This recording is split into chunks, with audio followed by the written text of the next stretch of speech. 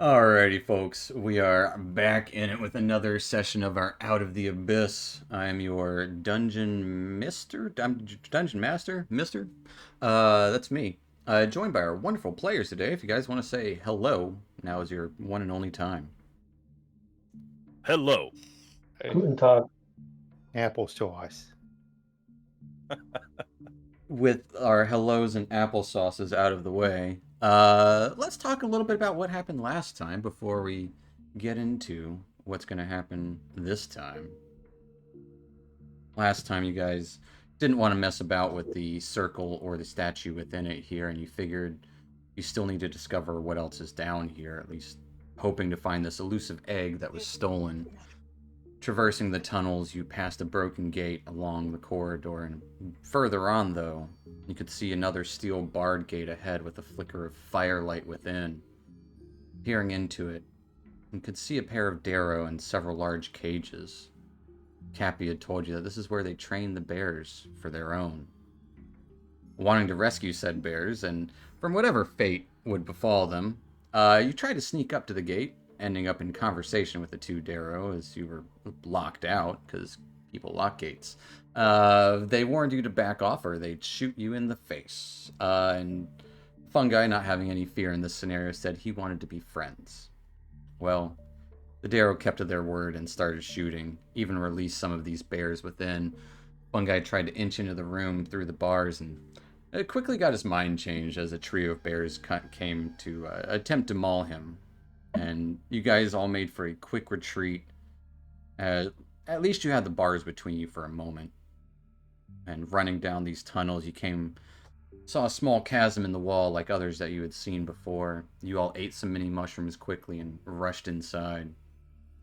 Eventually, coming out westward of your previous position, found you were in a rotten deposit of bodies and fungal growth, swirling mist covering the ground here, along with a vibrant blue moss.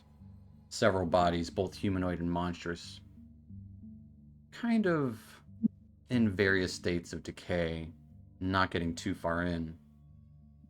Well, surprise, several of the bodies animated, including one that was an ogre zombie, and all of them had unnatural strength in this space. But you eventually re-killed all of them, and even found a gnomish hand, fitting the description, wandering around trying to grab at you, which you also re-killed. And you clambered up to a ledge on the space where some torches were lit and noticed fresher bodies above. Decided to take a quick breather. And that's where we're going to pick up. You all are taking a short rest at the moment. I believe you might have already done so. I don't remember the rolls or not. But you did notice, I think, Dust kind of looked down the hall and saw a previously seen semi-collapsed stone gate to the south, and it kind of split up to the north before it got to the gate. Some unknown passage. What are you guys up to?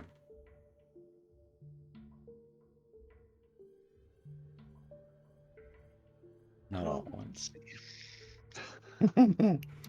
Do we wish to proceed down this new passage? Obviously, we can't just stay here.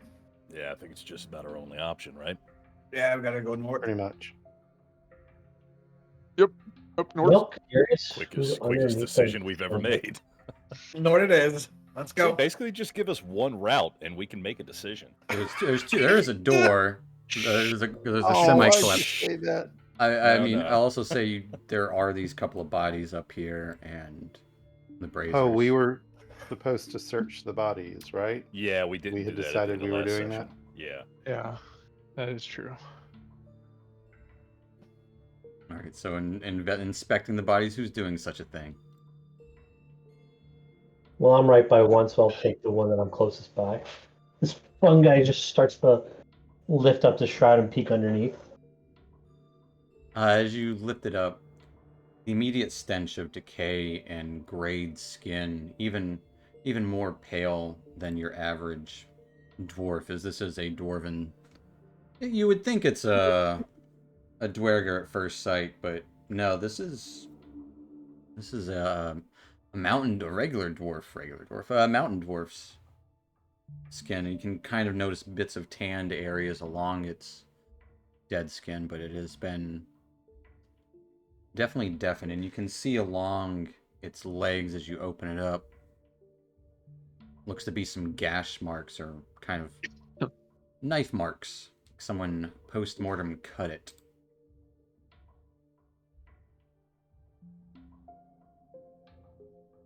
Someone mutilating dead body? I don't know. Does it look like they were harvesting or mutilating? I don't know. I'm not a doctor.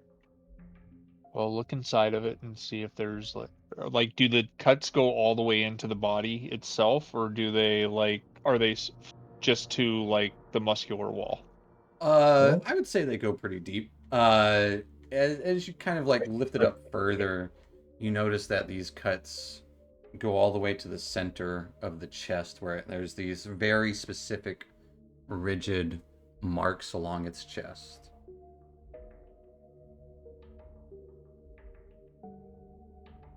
I'm gonna start poking through. Like, is anything missing? That shouldn't It be hasn't there? been like cut open, aside from the blow that killed it, which looks like you notice some wounds that aren't. Actually, give me a medicine check. Is the body clothed? Halfway. Looks like parts of its clothing was ripped off to make room for these marks. But you would notice a couple of stab wounds in its shoulder and neck that are not consistent with the rest of the body, as it looks more specific carving. And yeah, it's still clothed. It's a male dwarf. One of them is. Any jewelry?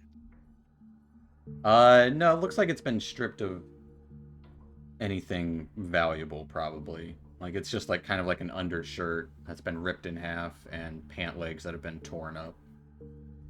Shoes are missing too. I wonder where they got this guy from. It's not like you guys, when you guys were from the got picked up by those drow guys. I didn't see drow here. So, who's going to do this to a body and then take the time to cover it up and bundle them, and then just leave them here? Colt. I'll let everyone give me a religion check. It'd be a tough one for some of you, but Religion. Let's see. I'll give Casmus advantage on this check. Oh, nerds. Let's see if I can find a religion. Nope. Not that it Tired matters. of doing Dusk, you would vaguely kind of make out some of these markings.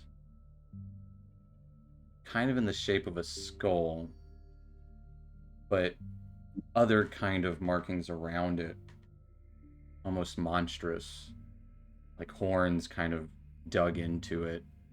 Not that there are, just kind of the picture that it's making. But then this odd writing around it. It at first doesn't seem like writing, but this is the symbol of Orcus. He is a demon prince, known as the Prince of Undeath, or the Blood Lord.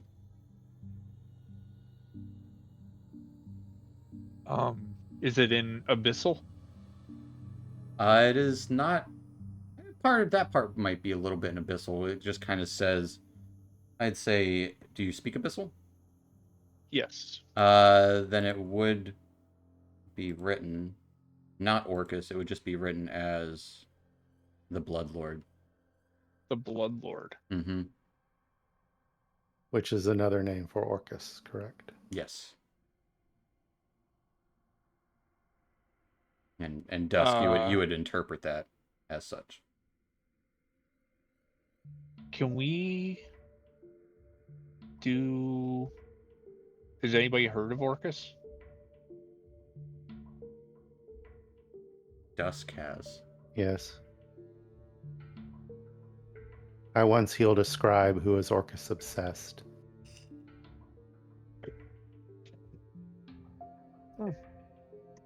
So did you So- learn a lot, I'm assuming? Well, once I Or- realized he was beholden to a demon prince, I unhealed him. I see. Did you get any kind of, like, I mean, in his ravings, was there any kind of cohesive or, understandable description? Or, I mean, I'm kind of looking at what are we facing here? I think this might have revealed to us exactly what this cult down here is. Or more to the point, who it is.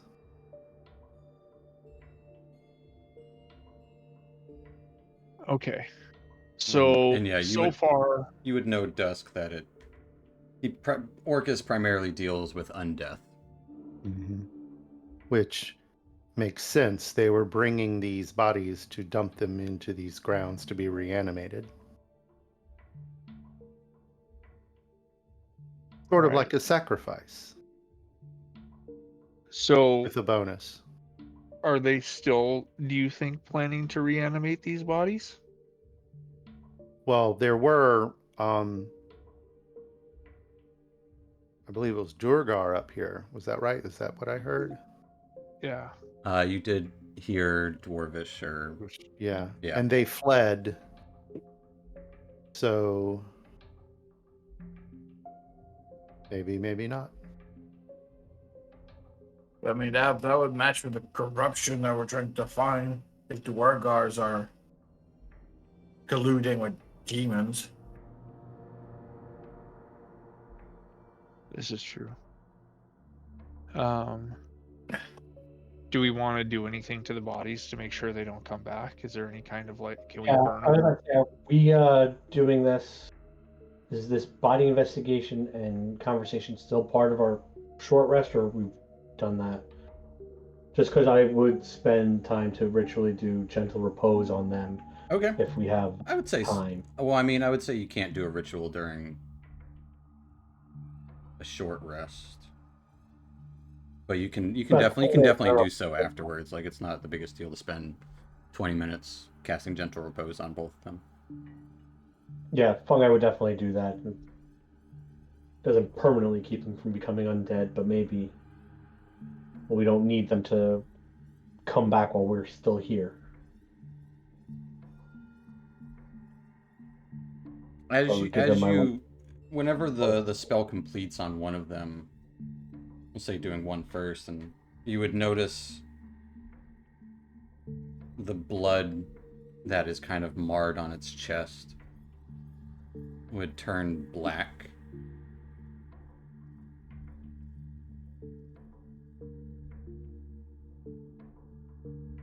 Nope. That doesn't typically happen. I'm not going to try and think too much on that. That's pretty fucking gross. Okay. So.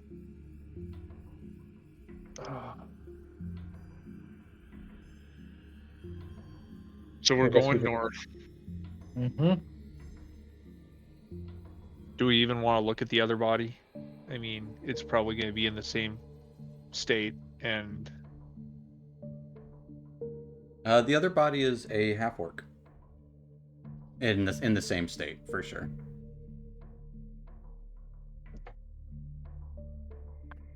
So it's also worth noting that these two are of races that are not found down typically here,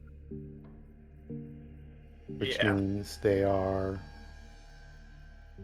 sourcing victims in a different way. Oh, I would say What you would was even on the- you would even notice shackles on both victims, like that have been broken. I'm not as good as taking notes as some other people. Now I'm trying to remember there was a conversation that fungi eavesdropped on in the diner of a Dwergar and a Drow, I believe, and now I'm trying to remember if this is possibly part of that conversation. Or the Drow potentially helping source people from the surface to come down and be part of this cult's work. I wish I could remember what was said in that conversation. I wish I took better notes. That sounds about the gist of it, though. Yeah. Was I close? Yeah. I wonder if this is what was meant for you guys when you guys were captured. I sure fucking hope not.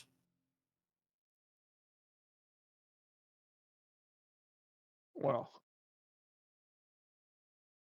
it's a And moot now it point seems now really unless we get important to recaptured. these guys. Not to get, not only not get recaptured, but I let them do this to others too. Obviously, they've done it to a bunch so far. Who knows how many they have in mind?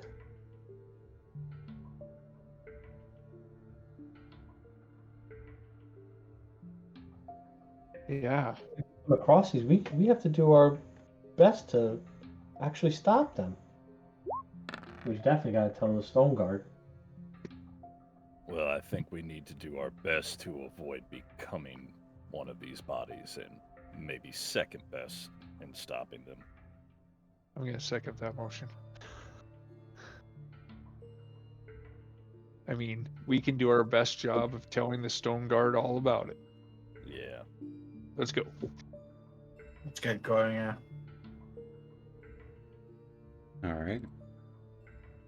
Leaving this area and heading along the northern passage.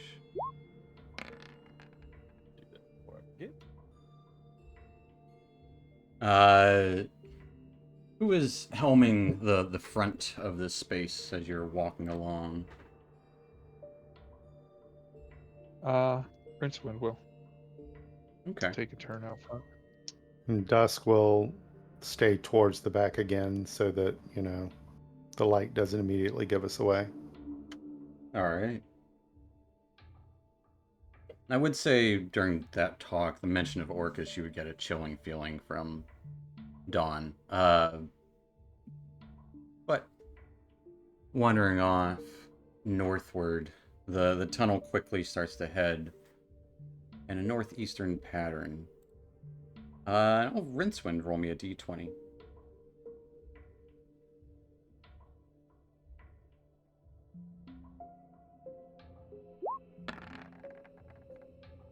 All right. With an 8, heading down this tunnel as it kind of goes more eastward. Sorry, I don't know if I said westward. I get those two confused all the time when I'm looking at maps. Heading in a more eastward direction, but still north a little bit. It kind of curves down as it opens up into not quite as big of a mushroom forest as before, but you can see a large mass of mushrooms to the east of here, and to the south, a little bit more tangling against the walls. And the passage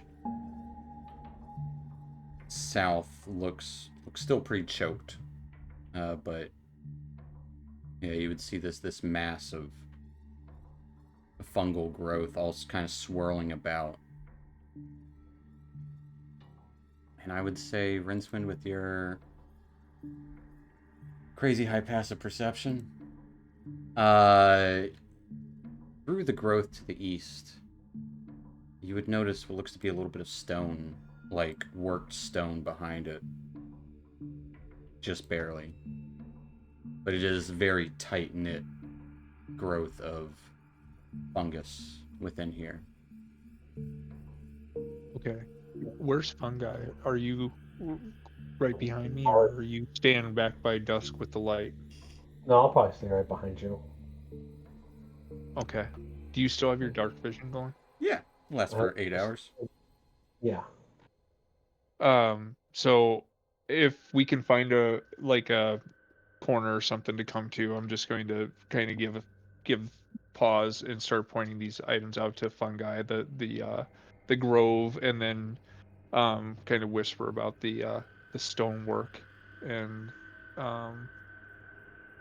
and see, what do you think? I mean, do you want to keep going forward? Do you want to? I know that you're the curious sort, but there Yeah, I is could some go. stonework over here. Let me take a look. I'll All go right. start by checking, of course, the fungus, see if there's anything special about it. Well, sure. Give Well, me let's hold on and let the rest of the party catch up too. Yeah, So, easily done. I would say, Fungi, give me a nature check as you're kind of looking over the fungus to see if you recognize any of them. 21. Yeah, you would notice a lot of this is like twisted formations, not quite as much as what you saw in the dumping pit, but almost like twisting growths of there are of regular, not super special fungus, but they're just thick and growing here, and that light would kind of be giving off from the space, that low light swirls. But you would notice some bigwigs and pygmyworts as well. Hmm. Several of them. More. Oh, well, I'm at it. I might as well try and pick some off. Okay. It will take some time to gather them. You can roll me 2 sets of 2d6 if you want. How much time are we talking here? I don't know, like 10 minutes or so to pick through what's what. how far away is the stonework from the mushrooms that he's looking at? About 60 feet through the mushrooms. And he's in the middle of it, getting distracted picking these mushrooms. Okay. You can easily kind of, well, maybe not easily. He does blend in a little bit, but at least his mushroom's more red. Okay. You know, he's got his red cap, even though it's a little Well, deflated still. their cap is now, and I got to make a new animation or a new drawing from. Because if I'm still It'll deflated, come back eventually. Well, it comes back. It will. I pop back up. Not I thought it yet. was still like the, He could yeah, just 'cause right stick now his that's thumb in still his mouth and blow. It's like a big ponytail. First D6. Yeah, I think we tried the thumb in the mouth trick when it first happened. So there are 6 bigwigs. Roll me 2d6 more. I thought you had me roll one for each. No, it's two sets of 2d6. Okay. That's not passing through. There it goes. 3. All right. So there are 3 pygmyworts and 6 bigwigs here. And it'll take you about 9 or so minutes, and you guys will be able to see Fungi wander into this thicket as Rincewind kind of stops and is watching Fungi pick some mushrooms. What are the rest of you guys doing?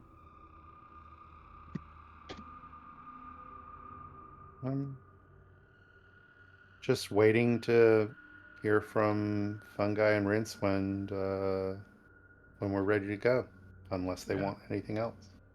I mean, as the party approaches, I'll also show Weller and Turvey and, you know, Dusk but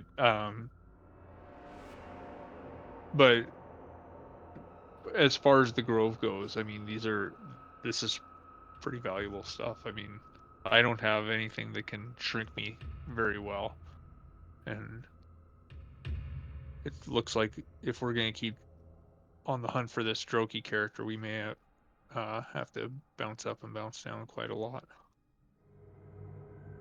I'm definitely using Bigwig in the next fight. Do we wish to look at this work stone?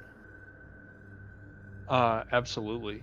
I want to kind of keep an eye on Fungi though, but if you guys want to go ahead, I'll stick around and cover I mean, him. it's through the thicket, so he's like, it's just on the other side of the thicket is actually like, it looks like the mushrooms and stuff are growing on whatever the stonework is. So he'd be wandering that direction anyway, so you wouldn't be very far. Okay. Yeah. I'll try to give the best description I can of the stone as I saw it from afar as we approach it. So. And If you wish to investigate, I can keep an eye on our little fungal friend. what I'm saying is, like, you're gonna be like 20 feet away from each other. It's not like Weller wanders over and starts investigating. okay. I hear everything you guys are saying. Wait. Rincewind wants to cast guidance on him, so he's gonna say, "May Okay. Zerthamon open your eyes and touch him on the shoulder." As you would notice, all the mushrooms around here kind of react slightly and get pulled towards Rincewind as he casts this. Just that faint glow that settles on Weller. But Weller, yeah, approaching this stonework, you quickly realize this is 2 large gate doors made of not stone but petrified zirkwood.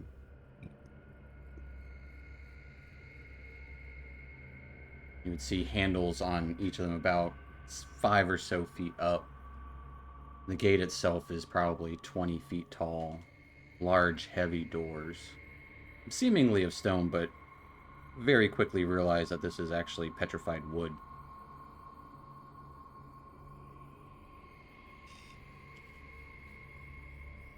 I'll obviously share that with the group.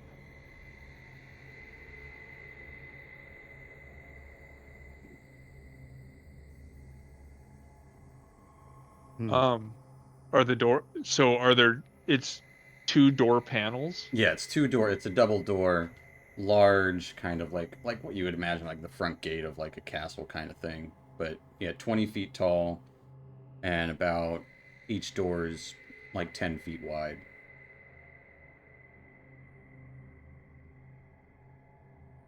Are these carved into a cliff face? They're carved into the tunnel. Like that's the. It seems like actually this space is a part of a tunnel that this thicket had grown, kind of like what you thought was just in the corner of a turn. It's actually part of a tunnel as it goes in. Okay, I got you. I mean, those handles are pretty high up. So I'm gonna assume whatever's in there is pretty big. What do you think? Well, this seems to have been completely overgrown, right? It does. So You would even notice some mushrooms growing on the doors themselves and around the. so this portal is yeah. very ancient. Yeah, it's old. If Captain scans detect magic, is there anything around it, or Roll me a d20. We're dead. yeah? As you cast Detect Magic, some of the mushrooms that fungi is picking are magical. The bigwigs and the pygmyorts. But there's that faint magic around everywhere. Nothing on the gate itself. Right. I'm assuming from your description that it doesn't appear that the gate's been disturbed in some time. No, with the way it does that the not. fungus is growing. Yeah. Okay. Weller, are there any markings on the gate? It's a great question. Give me a perception check. I'd love to answer that for you.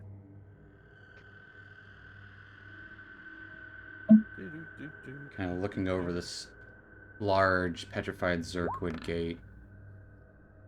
And get a d4 onto that. Better roll that 4. Yay! All right, with a 14,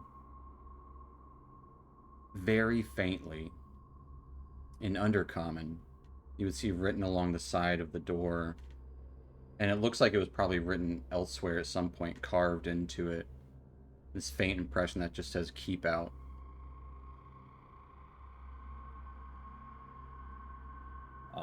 It does appear to have some writing on it that is It's in Undercommon. perhaps not quite as inviting as we might hope. It says "Keep Out." It just tells us to go in. Well, considering it doesn't look like it's been disturbed in some time, anything that traverses these tunnels seems like maybe it follows the directions. Us who? I mean, it does say What? keep out. But the question is, who should keep out? It I'm- doesn't have any names written below keep out, so I think it's just a It might general just direction. be a broad generalization. Yeah. Keep out, Ronald. Right. Oh, How never did you mind, know we're fine. Dusk's middle name?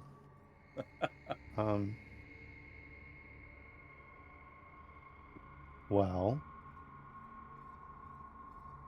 I suggest we decide what to do before our extra curious friend is done with his picking, because we know what he would want to do.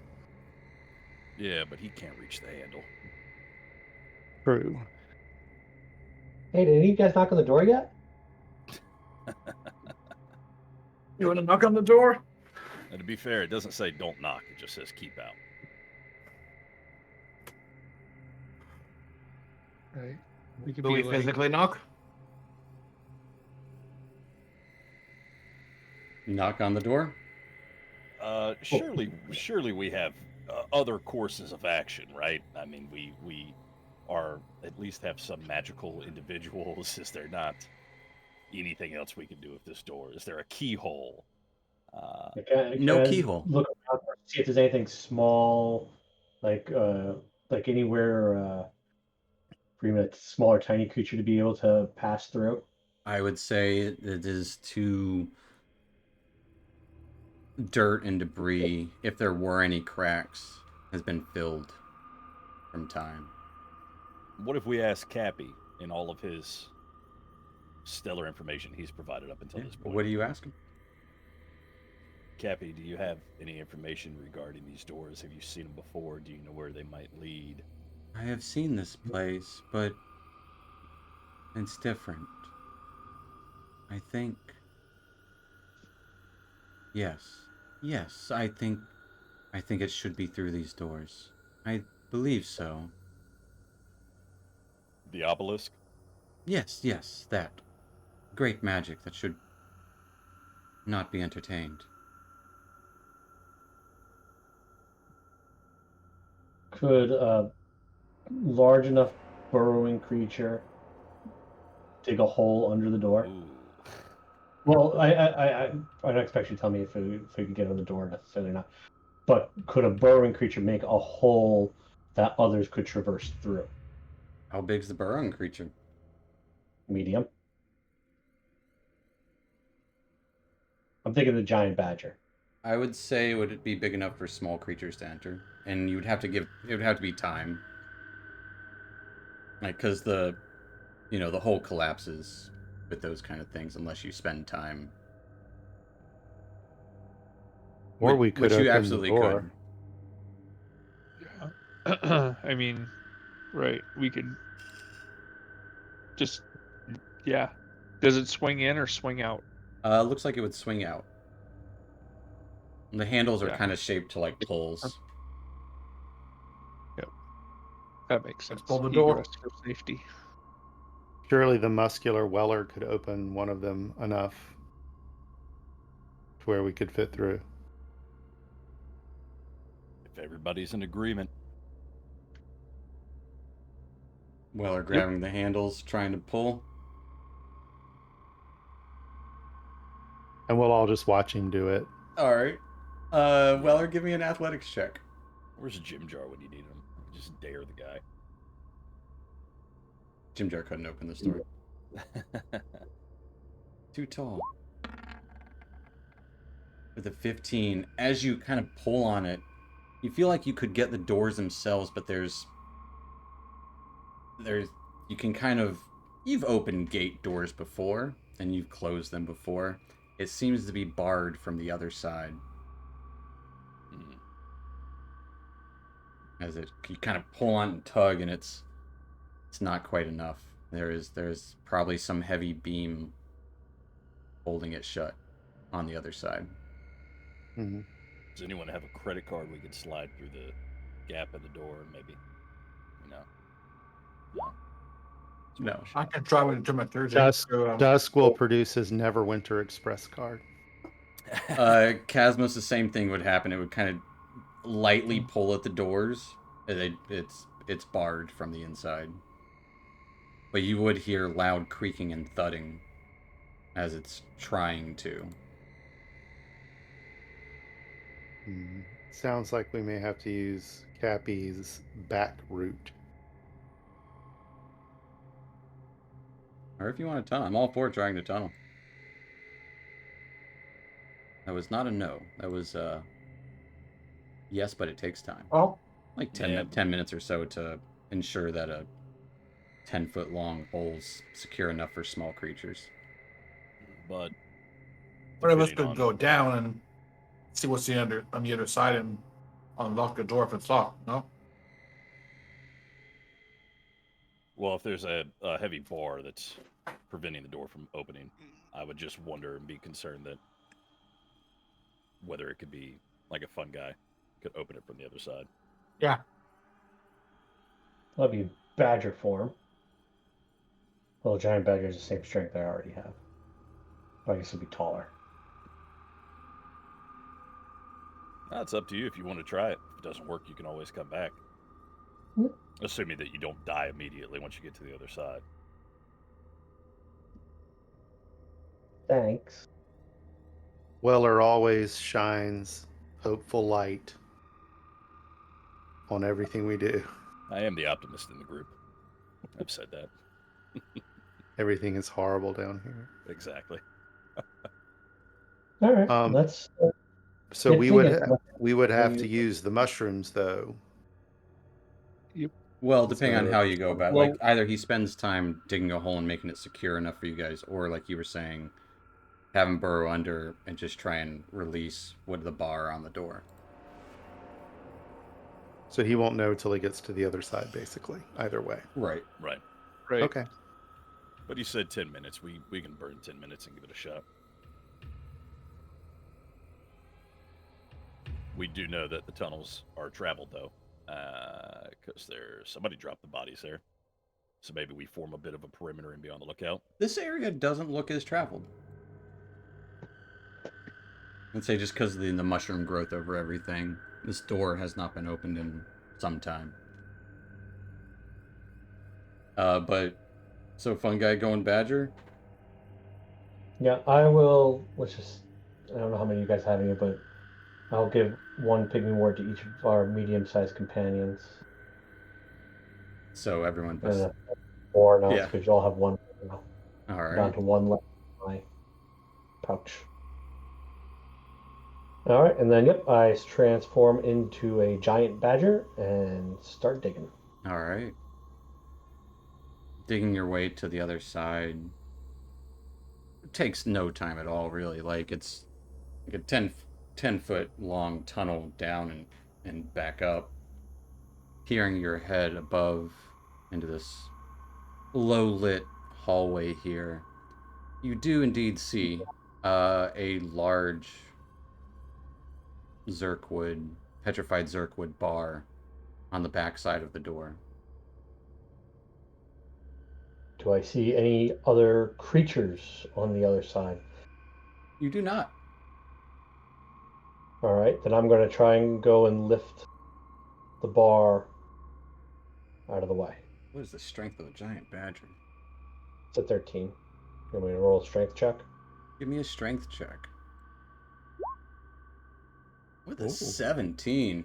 Yeah, as you kind of nuzzle it and kind of muscle your way up, you guys would hear a loud thud on the other side of the door. Hopefully that wasn't his body. Let's open the door. Only one way to see. Start pushing. After I've removed it, I'll start pushing it open. Okay. I would say with your That's good. combined strength of the badger pushing and the rest of you, or even just one of you pulling, you can open one of these doors, revealing a tunnel much like the others that you have seen here. No fungus on this side, though. But there are those odd lights every now and then, swirls. I mean, there's some fungus, but not like a ton.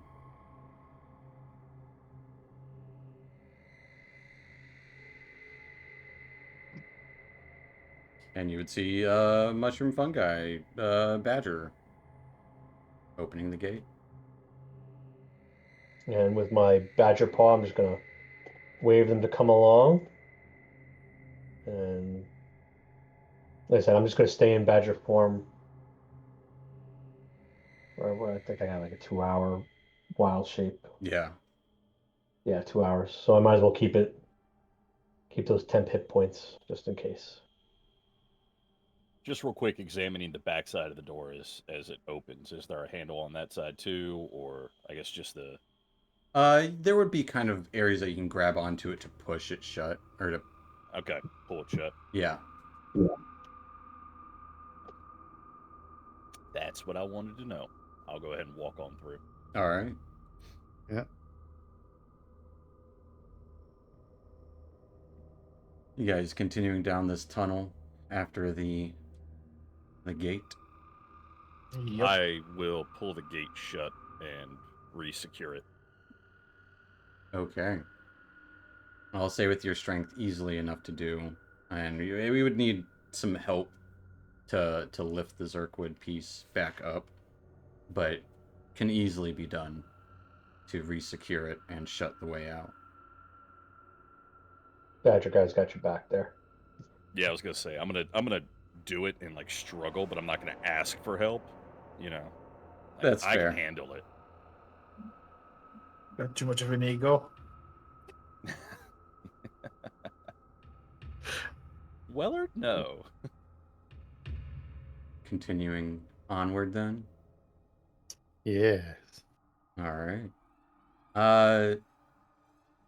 The tunnel here seems to keep turning to the right over and over again. It's like a swirling or a swirling kind of pattern, and it does kind of have an angle upward. And after about 20 minutes of a steady climb upward, the tunnel here opens into a huge, well-lit chamber. The glow of Faerzess and bioluminescent fungi in here compete with different shafts of white light and multicolored light falling upon naturally formed shelves along the walls, as well as looks to be a rocky mesa at the center of this cavern. Crudely formed ramps connect the different levels of the mesa, up to the height of its two topmost tiers, which you can barely see up there, linked by a sturdy bridge. Atop one of these, you do see the glimmer of a large red egg. Atop the other stands a 50-foot tall obelisk made of smooth black metal with a few noticeable imperfections, as though small parts of it were somehow chipped away. You do see a female Darrow standing close to this obelisk, gently patting and stroking the surface as if it were a loved one. The obelisk flashes once briefly, the glow of Faerzess around the cavern flaring in response. You hear this high-pitched squeal as the Darrow squeals with glee, snatches an object from the ground, and then starts writing something down in a notebook. And you can just barely make her out at the top of this raised area in here. And she doesn't seem to notice you from afar. Okay. I'm just gonna say, be very careful about using magic in here.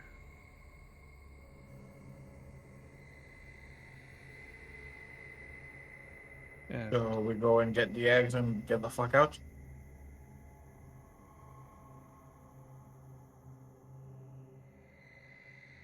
Do we notice? Can we tell if there's any others? How many others there might be around? Other eggs? No, Person. Darrow. You just Darrow see people. one Darrow. Can I? Because apparently Badger has keen smell. Can I smell for others? Yeah, give me a perception check with the badger. Or I guess it'd be yours. Yeah, give me a perception check. Okay, do I get to make it with the advantage? You do, because the keen smell of the badger. And sorry, we must all smell terrible. Probably, yeah. Wow. With an 11, Unbelievable. the light's kind of flaring in this space, and it's distracting your senses. And the smell of the mushroom folk behind you traveling along, and stench of people who haven't bathed in years. At least weeks. You don't smell anything. You're kind of like like maybe about 30 feet until the mouth of this cavern opens up into this large mesa with kind of like twin peaks. One of them sits that glimmer of red at the top, while the other sits this large obelisk. So, how do we get the egg? Can we do anything about the obelisk? Mentally ask Dawn what she senses here.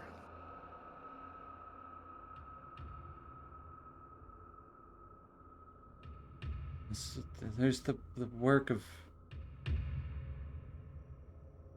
something fiendish, something not right.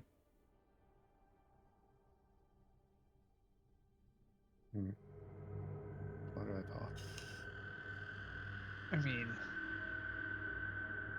It is light, though. It's almost like sunlight.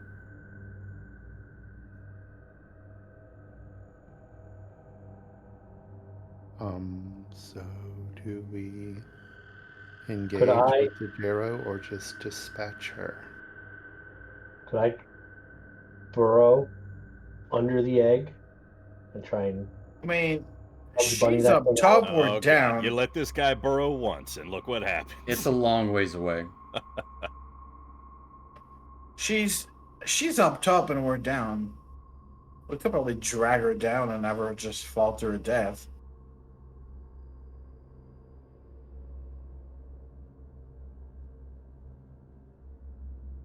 yep. She doesn't strike me as innocent. So whatever is more efficient and quiet. I don't like this place.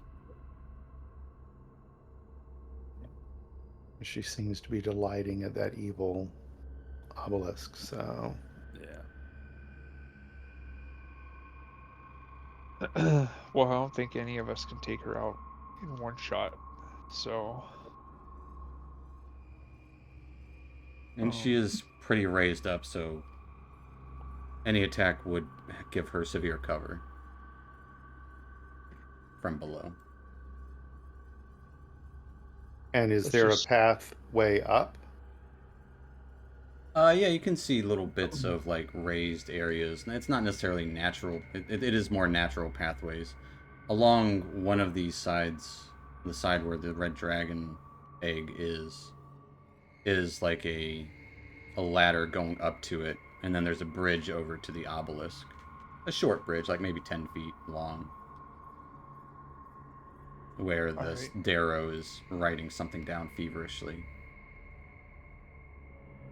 do we want to two-prong this? What do Maybe you mean? send a couple people after the egg and a couple people around to make sure that the Darrow remains occupied. Who do you want to send for the egg? I mean, the best sneakers probably, so that we can, the most sneaky of us, so that we can sneak around to the egg. I mean, the other guys can either watch from here or try to find a better elevated position. Sneakier would be Dusk and Fun Guy. Will probably be Dusk and Rincewind. Um, Fun Guy is good at stealth if he does the. Yeah. Oh, Fun Guy can make everyone okay at stealth. Or did much you say better. She was a Darrow or a Duergar. I'm sorry. Darrow. Not Okay. not right now, but in a little while we could. As he's a little badger right now. Actually, he's a very big Yeah. badger right now. Respect the badger size. right. I mean, whoever wants to go. I'm not no stealth yet, so we're going out. I just think that if this Darrow notices the stealthy ones heading to the egg, the others need to try to draw her attention. Exactly. So Yeah. just be prepared to. She obviously is perhaps some sort of magic user. Just be prepared for anything. And give us the bag so we can put it somewhere right away. Yeah, he would give them the. Is the egg too big? The to egg fit is in definitely too big for the bag. Oh really? Uh, How big? What are the dimensions of the egg? You can't quite see all of it. You just see the kind of tip of it. But I would say by the tip of it, like Would they I roll was, that motherfucker out of there? I was about to say, well, the tip might fit, but that'd be it. Oh boy. It's it's definitely bigger wide than the bag can fit. How are we gonna feed that egg a mushroom? you're not. Okay, so seriously, how did these guys steal this thing?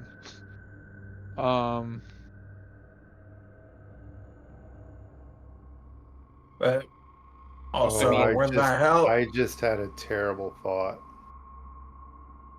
Omelets? Later.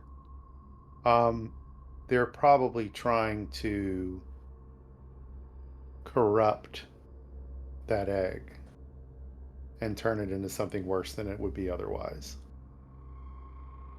So yeah, let's Right. go get it. Yeah, and so you guys want to do it stealthily, or do we just? Look, I don't think Take there's any care. way we're gonna be able to move this egg stealthily given the size that it is. I mean, Okay, if it's then not we. gonna fit into a bag of holding, then it's got to be as big as maybe a small keg or a barrel, because we can fit those in a bag of holding. So, I mean, You I you mean, can't fit a barrel. I mean, maybe a pony keg. well, those pony kegs. So Yeah. we're talking the egg's got to be at least that big. So one guy's gonna Yeah. have 2 arms occupied carrying this thing. but our bag isn't empty. If it was empty, it could probably fit, but it's not. Well, you can't get the bag around it. Yeah, You can't get the bag around it it. has to So, be able to fit in the opening. so we're gonna have to figure out some way to move this thing without breaking it and without being seen, or we just go out and take her out and Is hustle. anyone else concerned with the fact that she's the only one in here? Yeah, I'm not sure she is. Yeah, could I take a beat to like look around? Are Is you there- entering the cave? I mean, Well, where Are are we at we? the Where are bottom? we at right now? You guys are about maybe 40, 50 feet from the entrance. Maybe more. Probably further to keep Dusk out of line of sight because he's got the light on. Oh, okay. Well, in this case, Snuff Um, the light. I will send to Dawn that she has to go. She senses quiet. sunlight, so she's not too afraid. There's light Okay. ahead. I'll I mean, extinguish her. we could just roll them dice and cast fireball. Right. Yeah, I It's no. not gonna hurt the egg. Fire It dragon might. egg. It might It's a red damage dragon the egg. egg. Doesn't matter. It might damage it. I Do mean, you they know just for asked sure? for an egg. They didn't ask for a whole egg. So does anyone? Like, no one has fireball, anyways. Wait, there's one in my pocket. So- There's one thing I could probably try, but could be risky.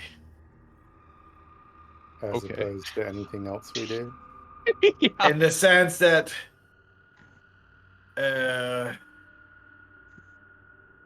So, due to the It's size gonna of the egg, we think we may need to just take the Darrow out first. That's what She's I also would maybe imagine. 20 feet away from it. I'm not the strongest person in the whole wide world, you know. neither am and- I. And I mean, So Probably carry it. every okay. what I have in mind is to cast some dark some either darkness or the big other shadowy cloud that I casted with the big ring. But all of you guys are gonna be blind, so it's not really gonna help. Well, where are you planning on casting darkness? Around the egg, so I they don't see it going But- away. we need to be able to see what we're doing. Exactly. Yeah. I would be able to see, and no one else. So the best way to reach this Darrow is to ascend where the dragon egg is and cross the bridge. Or someone with a climbing speed could climb up. I'd say that it's probably about 30 or 40 feet higher than you guys are right now. I could ascend that in one round. Yep. You do that. You think I can give you the rope? You think you can lower the egg? We got 50 foot of rope. I think as soon as he's up there, she's instantly going to know. Maybe. I think if one's going in, we all have to go in. Well, not all of us can climb as fast as Dusk either. I can put darkness around her. She's gonna be completely blind, and Dusk can lower the egg with the rope and slide back down. So is Okay. the plan just to steal the egg and GTFO? Are we not doing anything about her? Yes. I'd say get the egg and Cappy get the would, fuck Cappy out. would interject, but she'll corrupt everything. Yeah. It's not good. Can you not feel it here?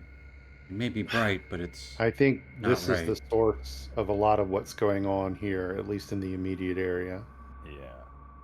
But she's probably not alone. We want to risk it, having people appear out of fucking nowhere. I mean, they could appear out of nowhere as soon as Dusk goes to get the egg. Or We're- do we True. want to risk bigger things by leaving it unchecked? Yeah. I think the shortest way between 2 points is a straight line, which takes us right through Okay. her. So does it look like there's a way to ascend? not Towards the easily. egg. I'd say it's like the mesas in like 15-foot segments and tiers almost. Right. There's not. Actually, you would see a ladder on the other side of the mesa, in between, like, other side of the ladder, going up to the second layer. But it is climbable-ish. It's just you'd have to climb it. But the ladders are sporadic and throughout it. And even part of the area in here is lower than you are now, surrounding the mesa. But other shelves around it line. Okay. So what if So- you, Casmus, cast darkness and we beat feet and try to close distance with her as soon as possible?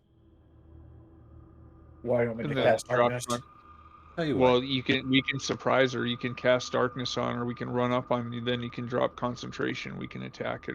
tell you That's what. with a kinda what I was surprise. I'll bring you to the map so you can get a better look at what you're actually doing.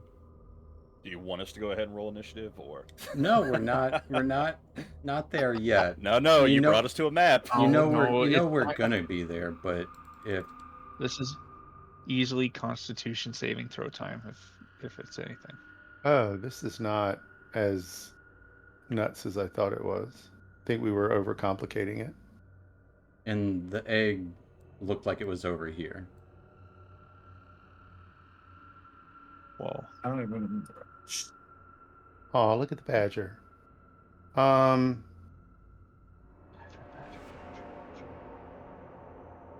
Yeah.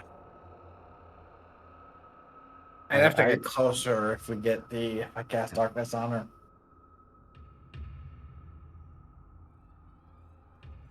okay. Well, Well, either I would way, s- it's going to take let's- us a little bit of time to get up there. Yeah.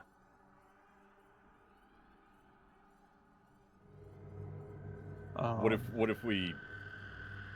And I say this lightly, but what if?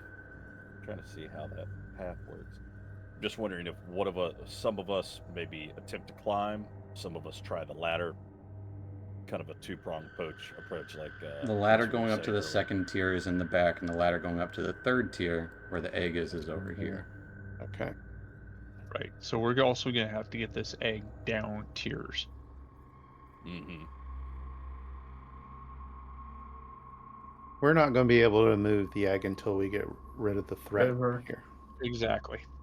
So And let's just let's assume she's not the only threat. let's perhaps sneak forward another 15 or 20 feet into the cavern, and then, depending on what happens, beat feet up to her, since we need to get past her to get to the egg anyway.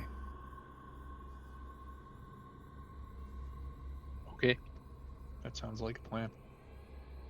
All right.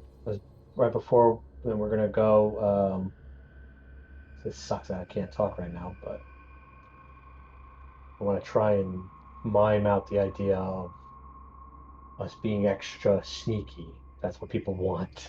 Oh, I see a badger going. Tippy toes, tippy toes. Yeah. Does the badger have a climb speed? No, they have a burrow speed though. Yeah, Really? like I could burrow.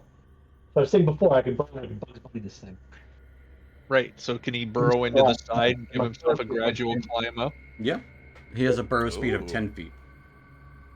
So about the same as him trying to climb it. Actually, he would probably climb it quicker, but it would be a check. Because he would have to burrow sideways and then burrow up. Yeah, So and each layer is 15 feet, give or take. all right. So I Shall can we take extra time to do it. shall we sneak forward slightly? The alternative is I drop my badger form and I give us our pass without trace. Is that what you're doing? So I'm trying to get consensus. Like, do you guys want to be sneaky? This is also my last.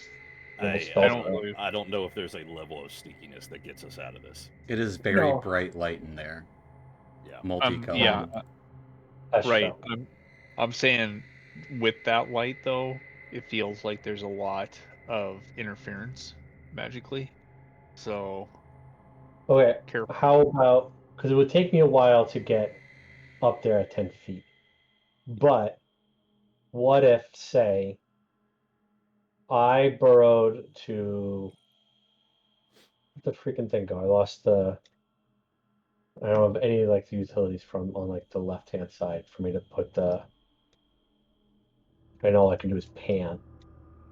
If I were to burrow to the other side, not vertically, but come up somewhere and try to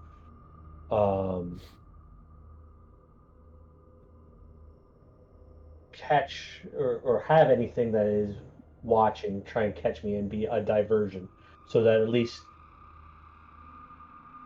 you guys can maybe get a drop on them. So you want to go for it and be bait? Kinda. Yeah. I might have to refresh the. Right, you hit your right click a few times. I've had that happen in the past. Undo. Or if I accidentally click both buttons at the same time. What can everyone do? I don't know what that just did. You pinged a I'm just, spot. I'm just refreshing the page. Oh, There we I go. see. You might have actually been on the pan selection. Yeah, I was stuck on pan. Let's just reload. Right. That. So what are you guys doing? Yeah. Let's move forward about 15 feet as a group, Exactly. see what happens, and then execute our plan from there.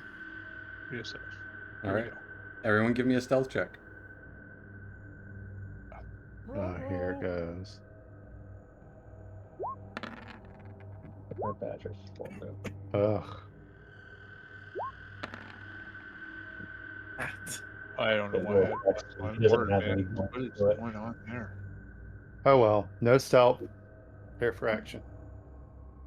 You sneak about 15, 20 feet forward. Nothing seems to happen.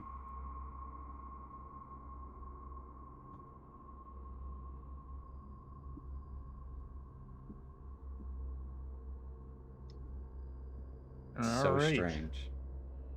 You also got to remember she's also 30 feet up.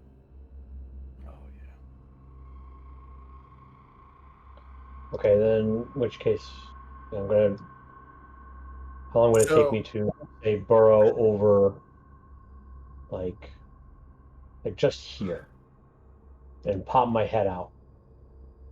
So the badger disappears underground for like 60 seconds. What are you guys doing?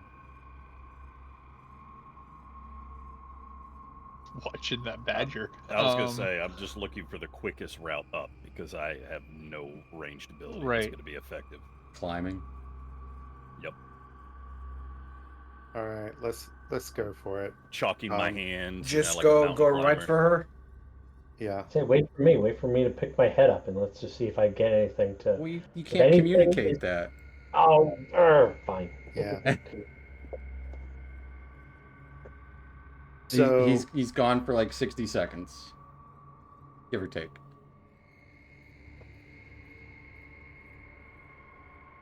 What are I you can guys reach doing? her. It's also 60 feet up, or 30 feet up. Yeah, if I I mean- use feline agility. Sure. What are you doing though? Like, do All right. something. Yeah, think exactly. I'm we going to gotta go just for go. it. Let's just go and get her. If we want, Feline- let's just automatically just go to Yeah, initiative. How about Let's that? do it. Yeah. Told you. Thank you. That'll make this a little easier on everyone. Yes, it will. Yay! 5. God damn it! Weller, stop picking your nose. I know. God, I've had Holy the most cow. inconsistent initiative rolls this campaign. Or- I or haven't had better initiative. Man. That might be the largest red number of all time.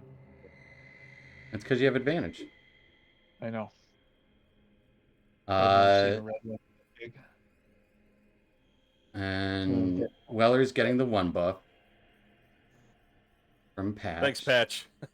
So Weller, you have +1 to everything for the next minute.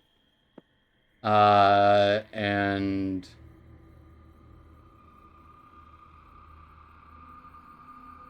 Dusk, you're up first. All right. Here goes.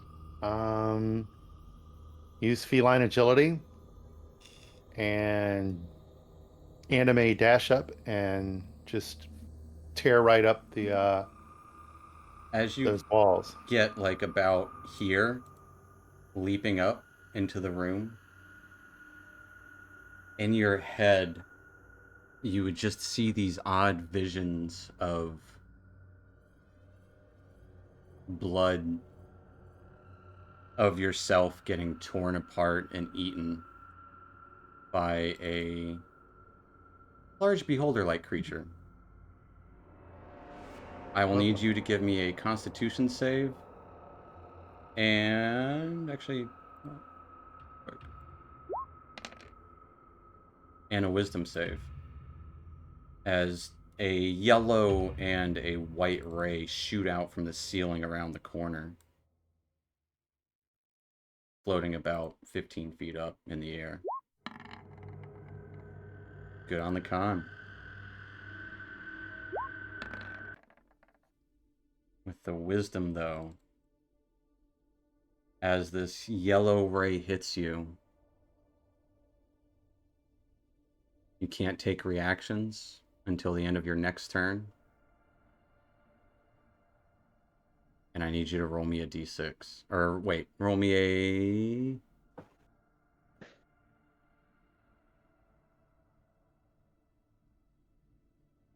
No. Your movement drops, and you have to make an attack against a random target within range. I would say at the moment you can't see the Darrow. What is the range of your thrown daggers? Dart is 20 feet. What is the long range of it? 60? Yes, 60. So I need you to roll me a d4.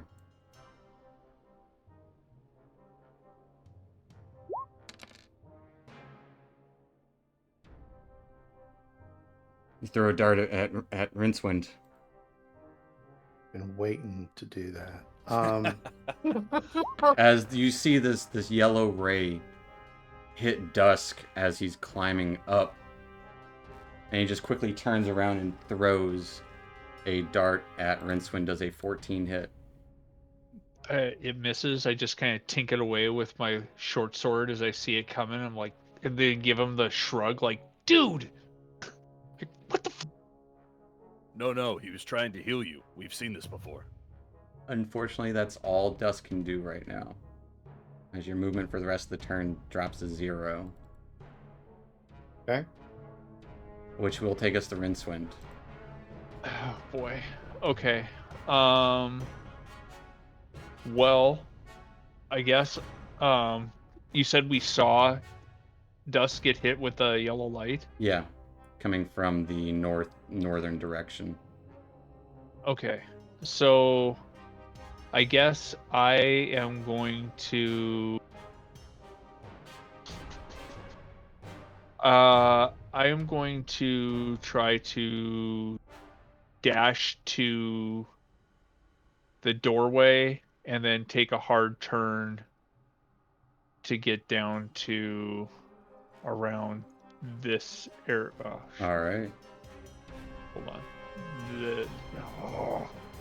Gravity. I'm on the wrong. This area. Yeah, I got you. Dashing on up. Yep. And then And you would see it, this large... You've seen one of these creatures before. This one looks a little more twisted. One of these beholderkin creatures. Okay. And then well, the jig is up, so I'll hold her back. I'll haul her back. Beholderkin at the roof. And I'm going to end my turn there. All right. Yep. That will take us to the Spectator. As it floats around the area.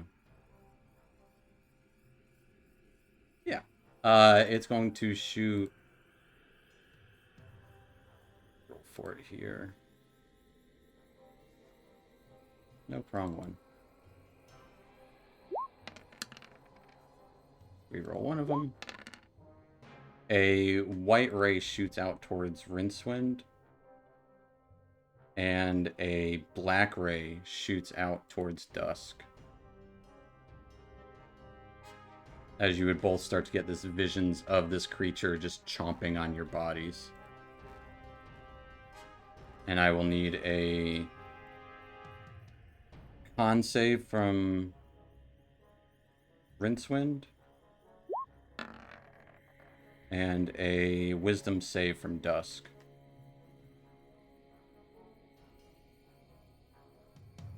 As the black and yellow rays, or white ray, it's black and white. White ray shoots towards Dusk. You guys are both fine, just kind of barely moving around it. That's gonna take us to Flinky. Oh, friends!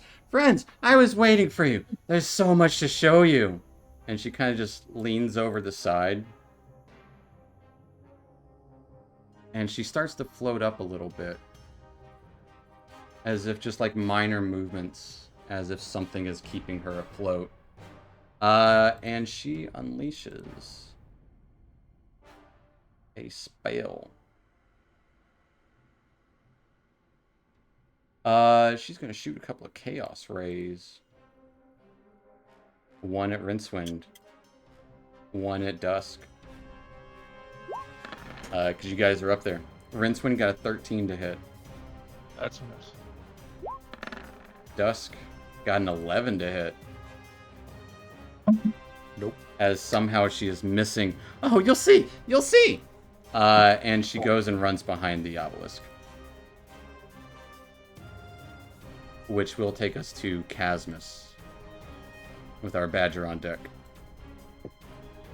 He's gonna move about 20 feet up. And that should move a little bit further up. And he's gonna cast. He was there. So you can see her behind the obelisk. I would say Can he? you actually can't see her. Can't see her? Okay. No.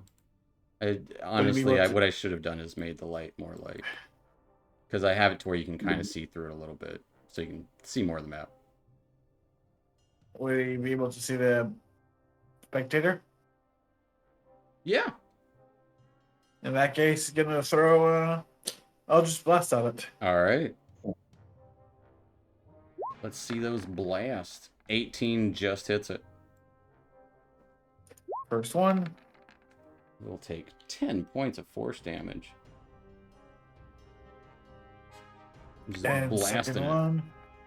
A 13 misses.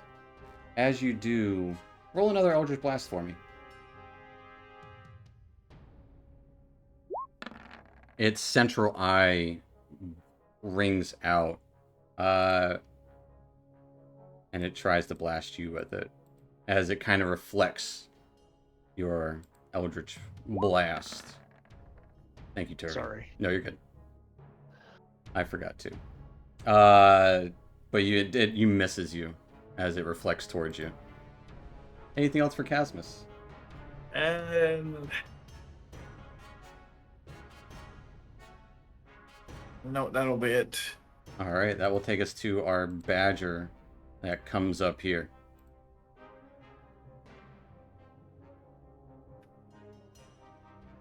What is Fungi the badger doing?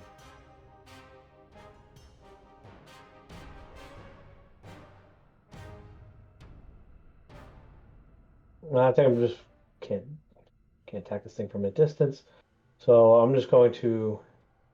I don't have a climbing speed, but try and dash and attempt climbing it as best as I can. Give me an athletics check. It is 15 feet up. Definitely ill-equipped for the task as a badger, but you got claws. Well, maybe. Oh, there it is.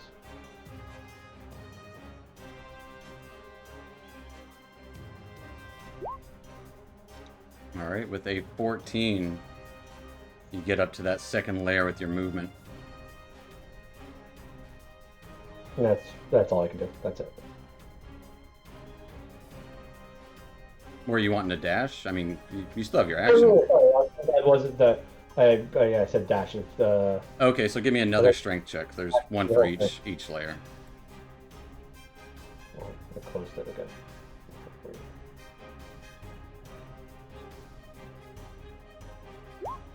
Nat 20. Absolutely, you get up to this obelisk, noticing it kind of pulsating with light.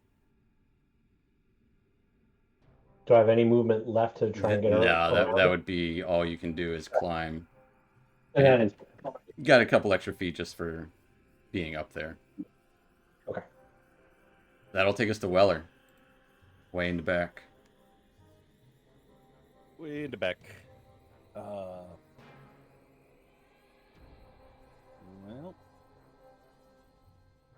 all right. I'm going to go ahead and move. I move 30 feet. You're quiet. Let me turn my head into the mic. Yeah, face the microphone. Face the music. Yeah, I need to switch these back to the other screens I had them on because now I'm looking at my main monitor, which takes my mouth away from the mic. Yep. So I'm gonna go to here, which I think is about 30. Yep, rushing in a little bit. Yeah, and then let me just double check something real quick. I was reading it before. Range. Is there an elevation factor to this guy? He is about 15 feet up from the second where, so he's the same elevation as this guy, 30 feet up from you. So what would be my distance to him? To 35, 30. It would be around, I don't know, 45, something like that. Okay. Don't quote me, I'm bad at math. I mean, I'm gonna quote you because it's your rules. Yeah, we'll say like 45 feet.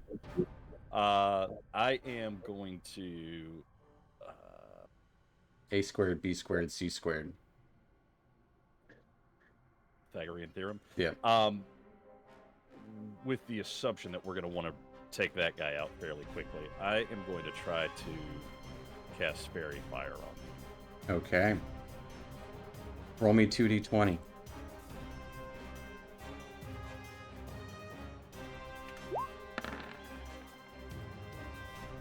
All right. And then the spectator is going to make a dex save. Got a 17. As the fairy fire flits around it.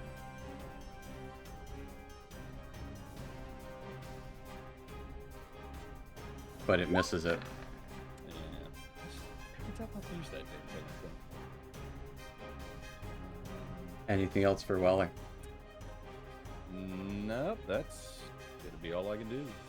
That will take us to the top of the round. And on initiative 20, you would notice the lights flitting about on the lowest layer in this odd fashion. As they do, you would notice portals start to, multicolored portals light up on the cliffs around the space in here. One on each side.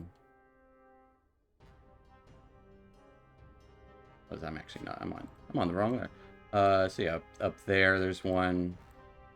Over there, there's one that you can barely see. And over there, there's one. As these portals kind of start to open up, you would just hear cackling from the other side of the obelisk. And we're going to take our little 5-10 minute break there. As don't like to do in the middle of combat before we get really going. This will be a doozy. So we'll take our little 5-10 minute break here and pick up in, well, 5 or 10 minutes. So stick around, folks, and see the conclusion of what happens here at about 40 after or so. We'll see you in a few.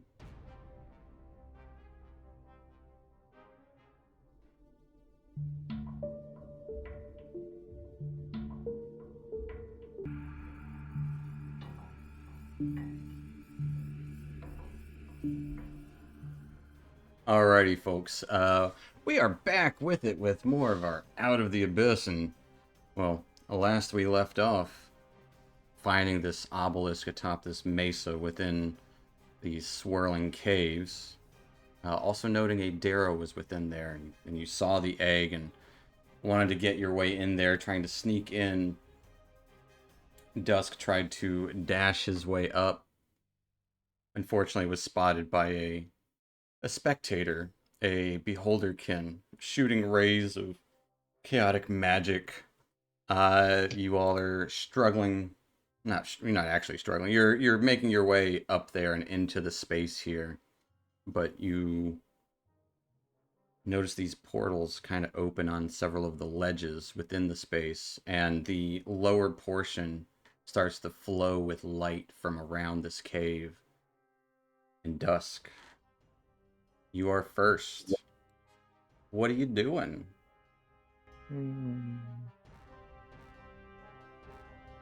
Actually, you know what? Before we get into that, this battle will be brought to you by tonight's code word. And tonight's code word, I just had it a second ago. Tonight's code word is Orcus. So if you know what to do with that code word, do it. And the code word again, Orcus. Dusk, your turn is brought to you by the word Orcus. What's Dusk doing? Well, let's just go for it. Bonus action, Ignite Dawn. Okay. And let's see, I'm going to have to, since this is an irregular landscape, 10, 15, 20, 25. They are 15 feet up from where they're at. Oh.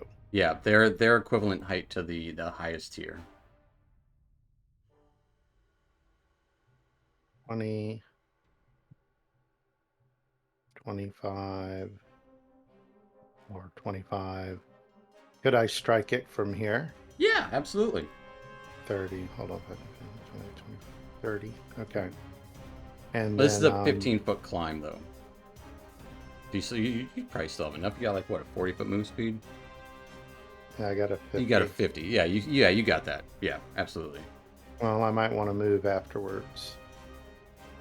So that'll be 20, 35. and that 40. 15. So that would be all of your moves. That's 15 feet up. Why not?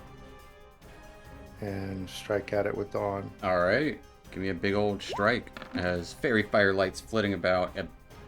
Yes, a 27 hits for 13 points of radiant damage. As the spectator kind of cut along the side, you would just see this spray of colors shoot out instead of blood. And in your brain, you would hear screaming. And second attack. All right. Nat freaking 20. Okay. For 19 points of radiant damage. Just tearing into it. You can see its body slowly deflating as its central eye starts to turn towards you, just dripping with multiple colors. And Tongue just drooping down. That's it. All right. That's not bad. At the end of your turn, make sure it's yeah. Blinky will use one of her legendary actions. Fraz will get you. And she points towards Dusk and unleashes a chaotic bolt of energy towards you.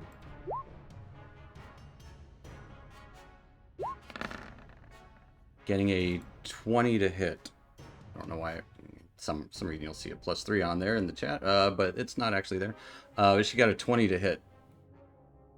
As all these different elements kind of surging and swirling into one bolt in your direction. I believe a 20 hits, Dusk. Oh, yes. It's just level 1. Hmm. That can't be right. It is. Getting a 7, 8, and a 5. So, because I have to actually see something real quick.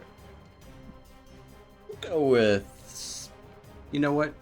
Thunder damage. You take 20 points of thunder damage as That this just bolt seems just rude. bursts around you. But here's the thing. Dusk, roll me 2d20.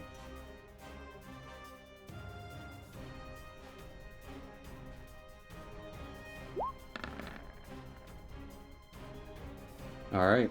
Yeah, you're just hit by this large bolt of thunder, which will take us to Rincewind. Rincewind, as you're kind of there along the ledge, you see this flowing light. It's not liquid, it's just glowing the floor itself with this kind of pearlescent purple color around the bottom floor here. So I'm going to yell up at what's her name and try to get her attention. But as I'm whooping and hollering, I'm gonna go ahead and dash, and but I'm gonna be staying really tight To the edge. right, Gotcha. so I can get around to Trying to get to that right ladder. Gotcha. Yep. And Absolutely. then, You right. would see her for a brief moment as looks like she's barely hovering maybe a few inches off of the ground up here. Okay, and then yeah, I'm going to end my turn there because she's Alright. 2 layers up, right? Yeah. Yeah. Yeah, so she's 30 feet up. But Okay. you do see her, but I would say you would both have cover in different ways. Well, the same way, but up and down. That will take us to surprise guest number 1. As you know what, Rince, when you went last, you roll me a d6, please.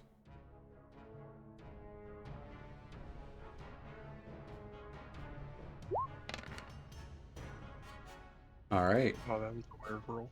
Out of the far right corner, you would see an exact duplicate of this Darrow step through over here on that ledge up there.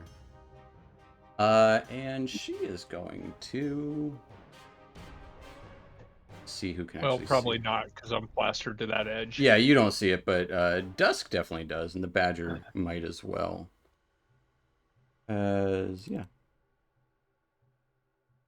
Roll 2d6. 6 and a 3. Oh, it's a d4. I'm dumb. A 3 and a 4. Shooting rays. Dusk, unfortunately, you're the closest one. Is anyone? No one else is within range. Nope. So Dusk, do you want the 3 or the 4? The 4. All right. I need a strength saving throw.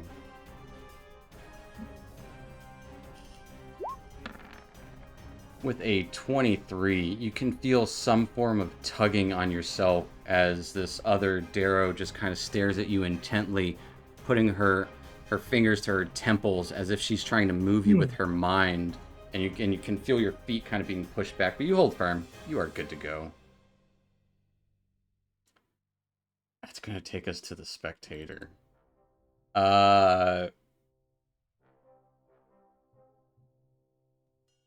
He's in a tight spot. Yeah. So Spectator is going to disengage and float 20 feet up and away. As it just kind of deflates and just kind of rolls like a balloon that someone just kind of pushed away. And just floats up a little bit. 20 feet up and like 10 feet over. And you would get this feeling in your mind, Dusk, of being chased, even though they're the one running. It's like the exact opposite of what's actually happening here. Which will end their turn. All three of them go at the same time. Wait, Turvy would go next. That's Yep. right, mate. Turvy, what's So, doing? I actually can't see him because it's on my vision. You're good. I'll give you Turvy vision. Can you see now? You betcha. So, Turvy is Turvy doesn't have a climb speed, does he? No. Turvy, damn it. What kind of a rat are you? Okay, so He does have magic. He does, but yeah, he smells it in the air. So Oh, Turvy yeah. is just going to dash, but he's going to come around to this way and see if he can get a good eye on that Spectator. Absolutely. Dashing around. Yeah, you see it up in the sky, maybe close to the ceiling here, about 60 feet up from you. Okay, and then he has to end his turn there. All right. It's going to take us to Planky. She is going to... Dusk, you're really close to that egg. She don't like that one bit.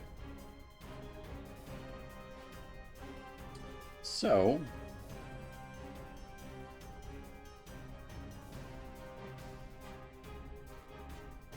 yeah, she's going to shoot a... She's going to come over to the bridge here.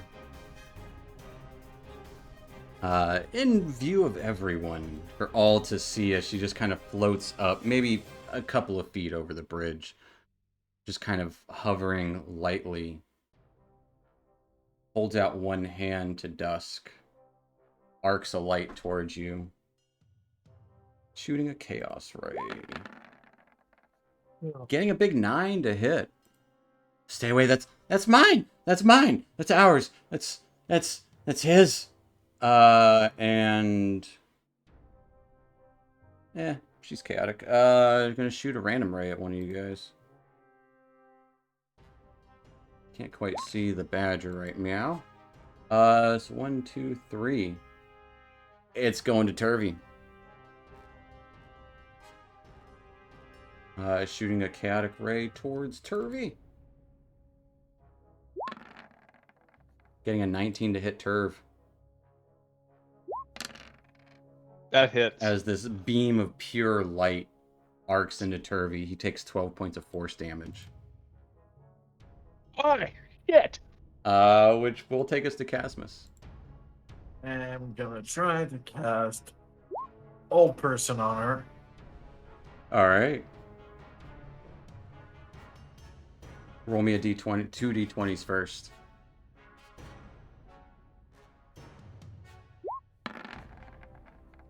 9 and a 9.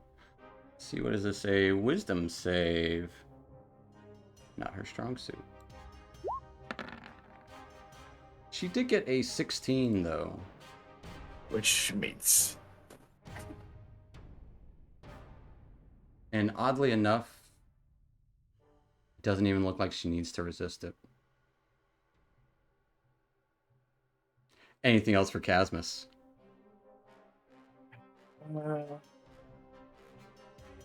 He's gonna move 30 feet up, which is gonna be right there, get closer to the wall as possible, and that's gonna be it. All right. That will take us to another surprise guest. Surprise.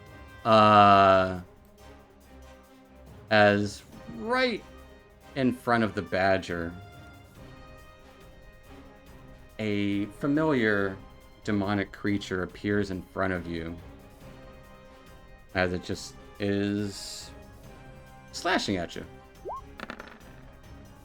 Getting a 22 to hit the badger. That'll hit a badger, all right. As this little demon guy that you've seen before does do 7 points of piercing damage. I need a Constitution save from said badger. Badger only takes the 7 piercing damage. As this little demon thing just kind of scratches across your neck. That will take us to the giant badger. You would hear this kind of rambling underneath its breath. Well, badgers don't like that, so let's see, I got multi-attack. So first attack with the bite. Let's see, does it roll properly? 18 absolutely hits this little quasit.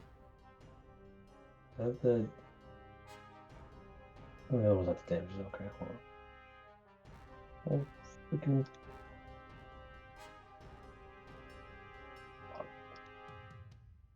I don't know how to make it roll the damage in freaking... Click on it in on the the word chat bite. in the chat window. Oh, okay. For 4 points of piercing damage, you bite into this little quasit guy, just tearing his flesh apart. He doesn't seem to take as much as you were hoping, though. Then I'm gonna swipe at him with the claws. As you swipe at him with the claws, he just kind of hops around, kind of pointing at you as you miss him. And I don't know what a badger sounds like, but I assume I'm trying to yell at it. They right in his sound face. horrible. Like they are. Don't fuck with badgers. Terrifying. Yeah. Yeah. Well, that was it. All That's right. it for my... That'll take us to Weller. Down under.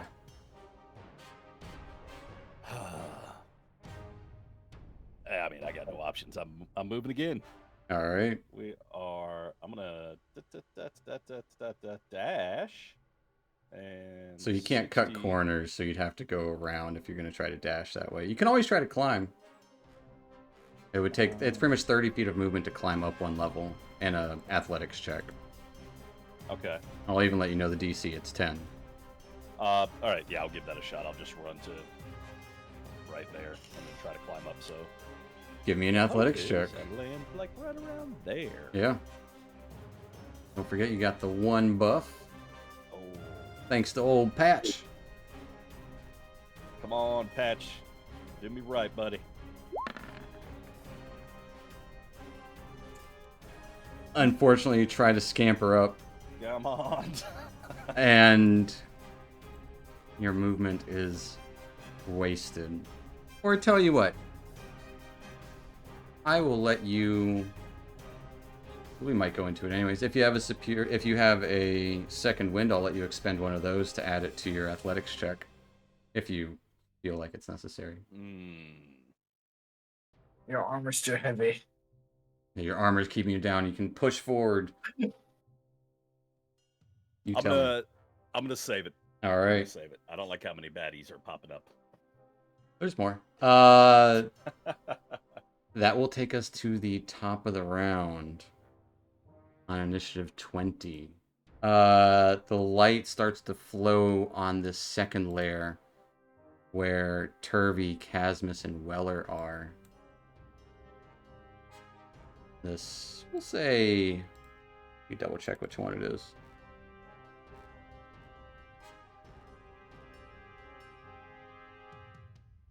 A green light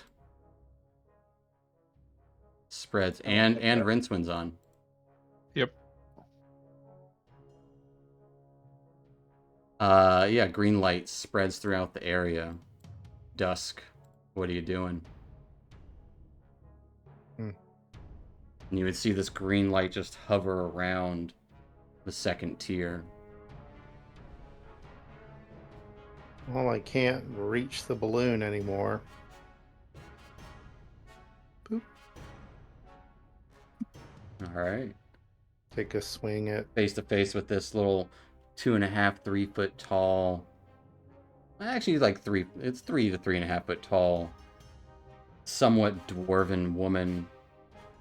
Hair flitting about as she's kind of lightly hovering and bouncing above the bridge there. Bouncer with Dawn. An 11 is going to miss as her eyes light up. And you can see almost for a moment, like, her form stays where you hit as she flits next to where you did hit.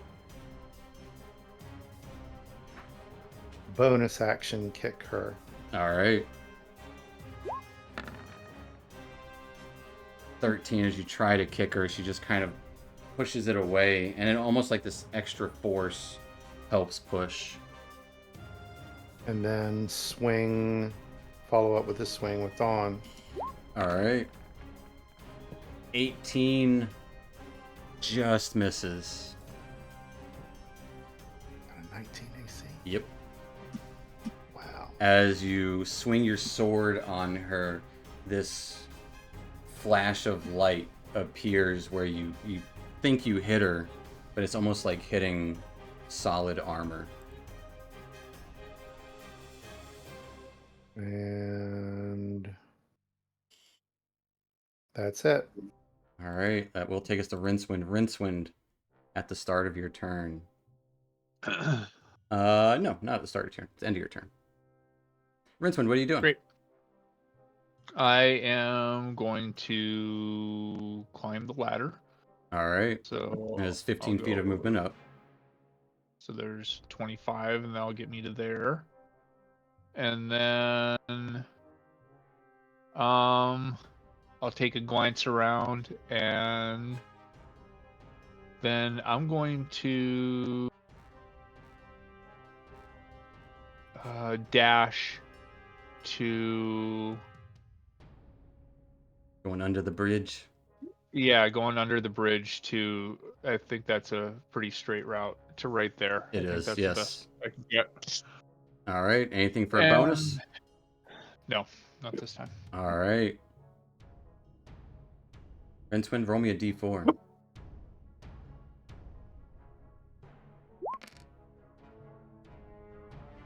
As on the northern portal, a second version of this Darrow steps forth. This one's going to try to shoot some... Again, it's going to... The only person in range is Turvey for it. Hey, was there supposed to be something else I was supposed to do on the end of my turn? Nope, you're good. Thank you for reminding me, though, but not... You are out of the effect. But a frost ray shoots out towards Turvey. I need Turvey to give me a dex saving throw.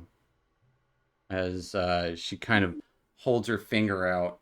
This is from this portal down here. As Turvey is going to take 10 points of cold damage. Oh, jeez. Okay. Getting struck by this ray of frost. The one to the north, Dusk, gonna shoot out towards you with some odd magics. I need Dusk to give me a wisdom save as a black ray shoots out towards you.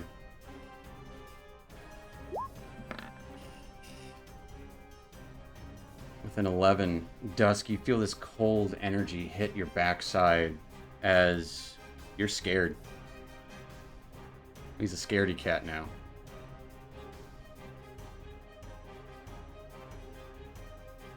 Hearing this laughter all about, it will take us to the spectator. Hovering above is not liking positioning. Gonna drift away a little bit and shoot a ray at Rincewind and one at Turvy. Still about 50 feet in the air. Teen or T? T. 5-0. Getting a Rincewind, I will need a wisdom save. Turvy, I need a con save. Alright, as the yellow ray shoots out towards Rincewind, and a white ray shoots out towards Turvy.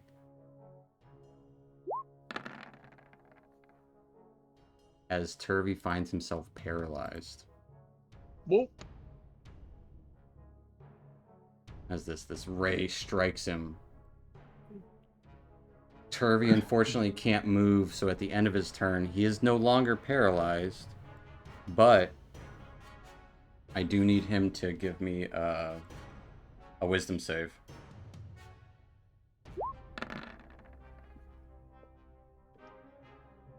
This green light around,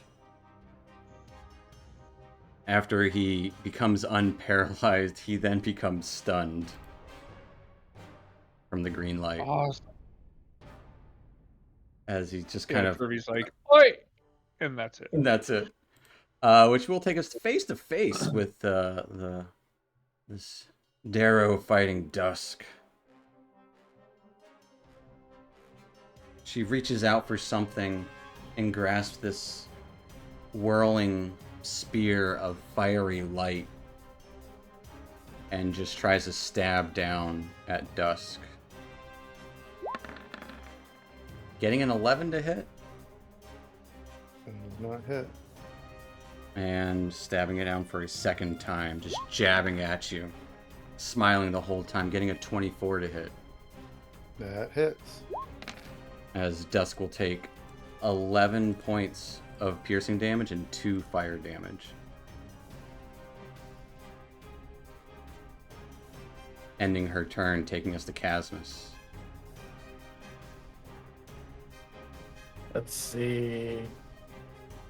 He's in the range of the spectator, so he's going to attack it again, which I'll just blast. All right. Oh, that was a 16 just misses it as it gazes towards your Eldritch Blast. Roll me another attack roll.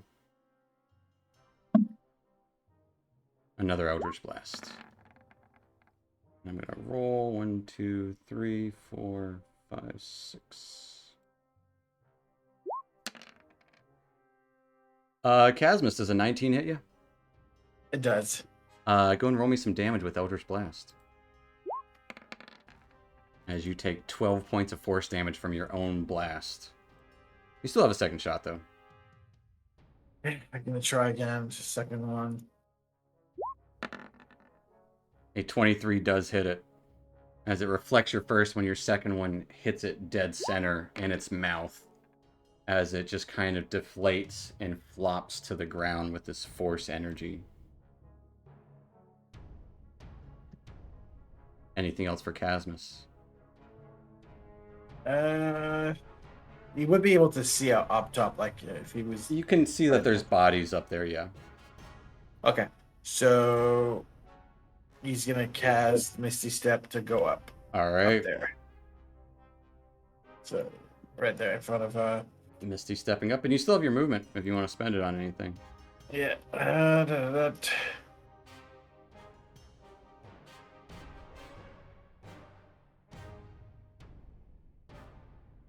Just gonna do this. Hey. So forget. And he's gonna go across the bridge and just be right there. All right, down And that'll below be it. All right, that will take us to the closet. Who turns invisible? And you hear the pitter patter of feet. That will take us to the Badger.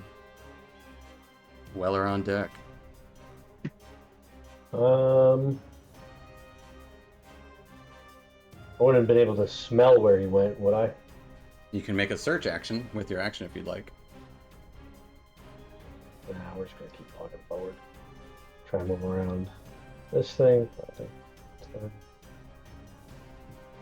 15, 20, yeah. And, As you move there, you do move out of the space of the closet, so he will attack you as you leave his space. As Okay. he barely moved. He's just gonna try to claw at you, getting a nat 20. of course, why not? I need a con save from Zabadja. As you take 9 piercing and 7 poison damage, and you have the poison condition. Well, what do I take first? You would take all of it at the same time. Because would I at least then, because the 9 will knock me out of form and push me back into fungi form. Would I then have advantage then on against being poisoned? I would say no. It would all go through at the same time. Oh. And I'm back to fungi. I got rid of that badger. Don't say it so disappointingly. We love fungi. Yeah. The fungi does work. Just getting this stray claw from this closet, who just kind of laughs at you as you walk on by. Oh, got rid of your turn. We'll give you a new turn. But yeah. What are you doing now that you're fungi? Well, let's bonus action Shillelagh. All right.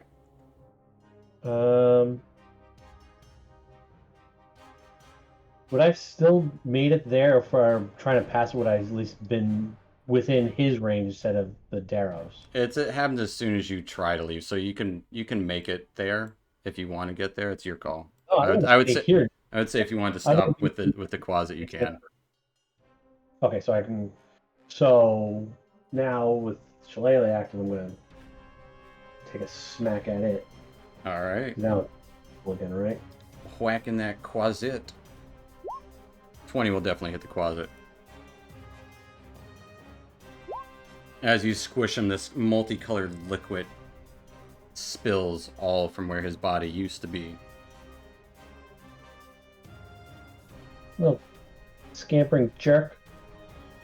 How much movement do I have left? Like 10 or so? I don't know. No, you got like... I guess so. Well, Yeah, which- you got like 10 or 15. I'm actually gonna move back to where I was behind the obelisk Okay. and stay right there. That will take us to Weller. Weller, this green Hey, light guys. filling the area down here. What are you doing? I'm gonna attack this wall. Trying to climb on up? Yes, sir. All right, give me an athletics. Do do do do do. With a 20, you get up to that second layer as that light starts to touch you. I've done something. That is your movement. Still have your action.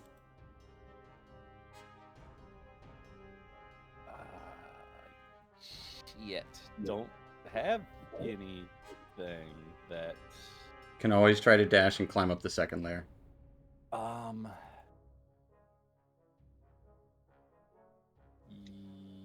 Yeah. Yeah, because like. Yeah, no, I'll save that. Okay, yeah, that's what I'll do. All right, give me Athletics. another athletics.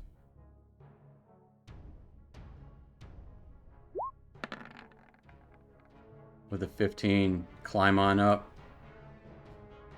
And that is your movement and action. You still have a bonus action if you got anything, and you should have action surge, I believe. If you wanted to use it, just throwing it out there. But it would be more movement. Yeah, I mean, at this point, I might as well.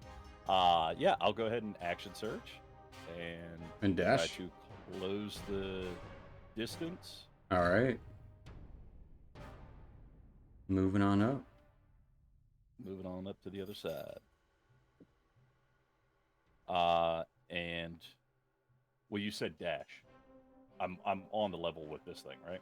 Right. So if you want to, you could use action surge to just move 10 feet, or you can wait till your next turn. I was just throwing options out there. You don't have to. Okay, yeah, I'll wait. I'll save action surge. All right.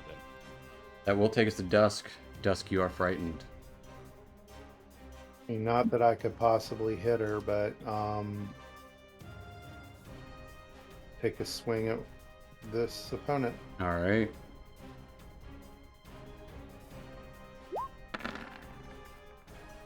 An 11 is going to be a miss. I did forget. Another light, a black light, appears around the third layer. But 11 is going to be a miss as she just kind of moves away, almost as if wings are kind of pushing her around.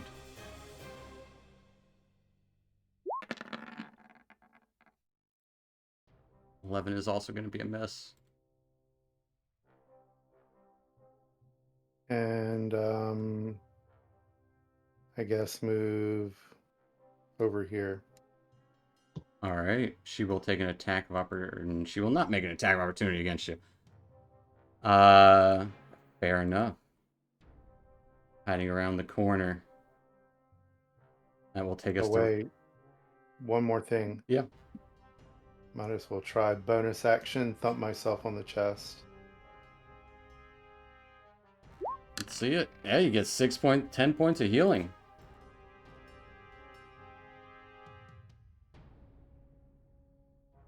At the end of your turn, you are no longer frightened. Okay. But that will make a third, actually fourth Plinky appear. As each of them shoots one ray.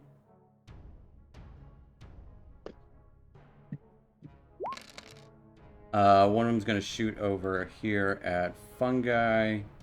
One's going to shoot at Casmus. And one is going to continue to try to shoot at Turvy. I will need Fungi to give me a wisdom save. I will need Casmus and Turvy to give me wisdom saves as well.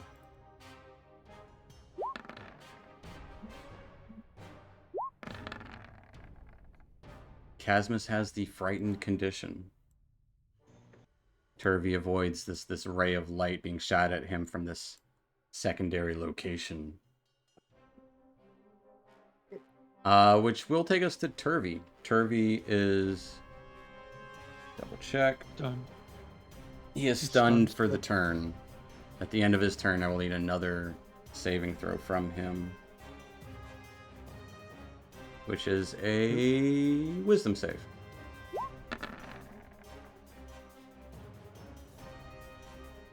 He is still stunned, unfortunately. Yep. Which will take us to the Darrow.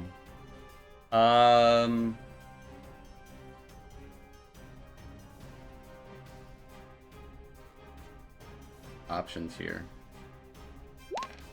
1, 2, 3. Just gonna kind of flitter out over the ledge here. And is going to...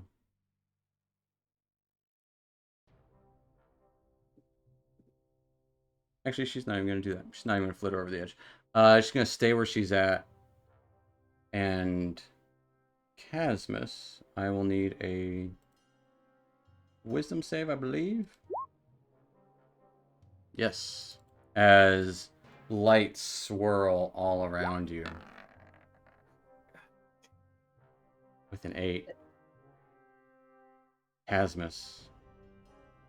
You have been hypnotized, essentially. As these colors flitting about, you can see nothing else. You now have the incapacitated condition and your speed is 0.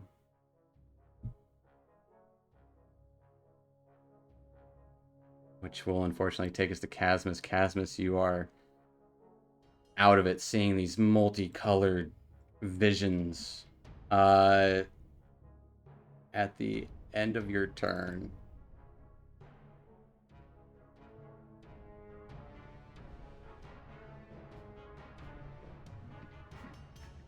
need a charisma save.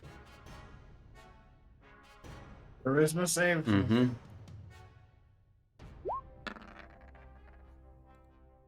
And I even have to sing. This is the most confusing colors you've ever seen.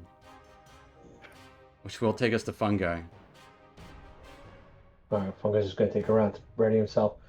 Let's start by just taking a breath. And grab a second wind. 7 points. Alright. And then I'm add myself up and activating my symbiotic entity. And so that's 16 points. You got symbiosis going on. But I'm just going to stay put for right now. Okay. That's going to take us to That's it. Weller. With nowhere left to climb. Nowhere left to climb. You would see this Dara with this spear of fiery light in their hand, kind of whirling about. And yes, Weller, don't forget your +1. Oh yeah, I've got the +1s all checked. I am going to. I'm going to move up. I'm going to move up to say hello.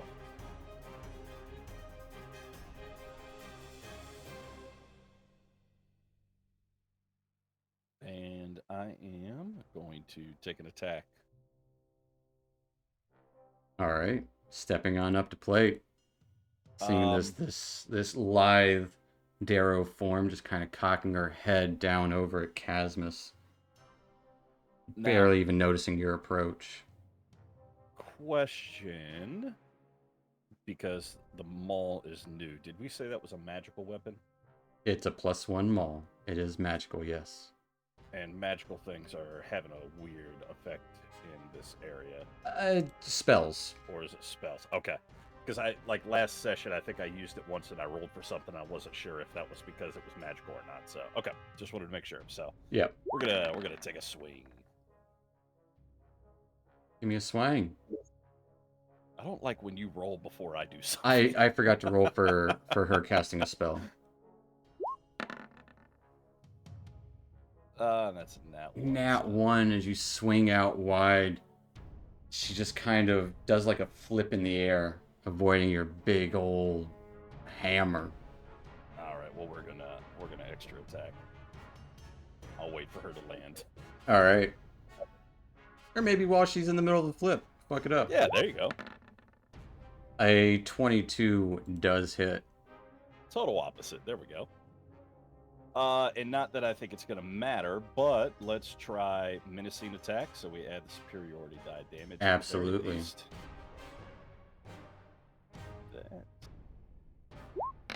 Isn't that odd?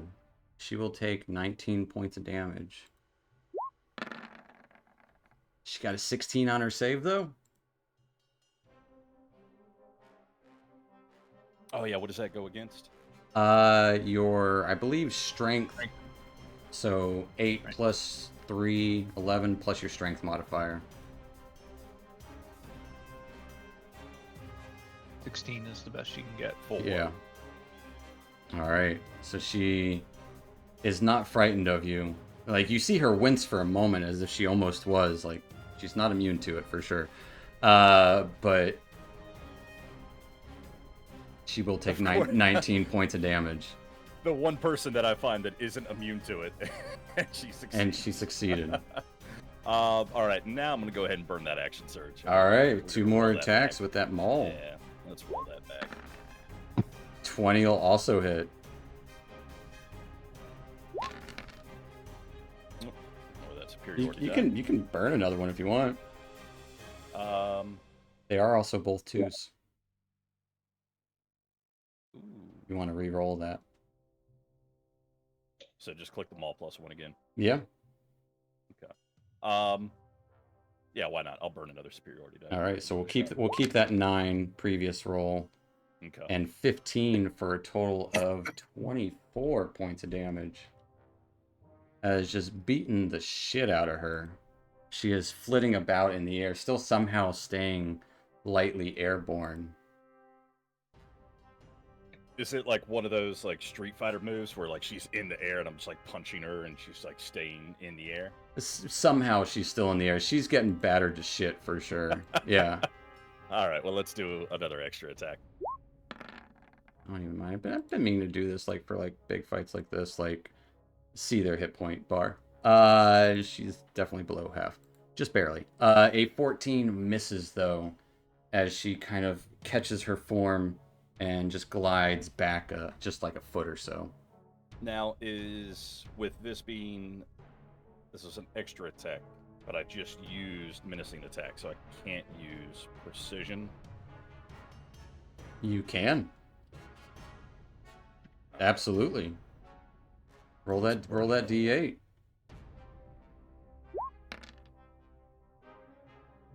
Getting a 19 just hits. That is her AC. Fantastic. Make sure, yeah, there's 3 superiority die. I got those down. Let's go ahead. Weller took all battle to get there. No superiority die, but still 11 points of bludgeoning No, damage. I think that's the +1. Oh, the 1 buff. Yes. And let me One of do it those was a again 2, because so that's a roll 2. 1d6 if you want. All right, so adding 3 onto that for a total of 15 points of damage to her, as she is looking rough. That's all I can do, boys. It's a lot. We expected more. I know, I'm sorry. That will Only I had landed that first one. take us to Dusk up at the top. Dusk on initiative 20. The black light remains, but the purple light at the bottom comes back. I'm sorry, the second menacing attack, she escaped that one too. I didn't roll that second one because I'm dumb.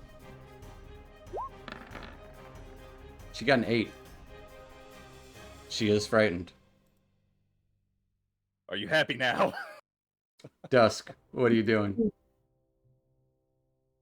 Dusk expecting more from Wellers. He's very disappointed. Looking over, just whispering to Um, yourself, like, what does he think he's doing over there?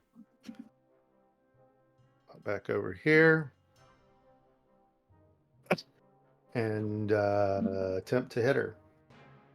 All right. Now, I'm not at advantage. She's just at disadvantage, right? Right, yeah, frightened, Right, yeah. that's what I thought. I always get that mixed up. A 20 will hit. For 9 points of radiant damage. You stab into her. She doesn't seem to like that. And you try to stunning strike her. Con save.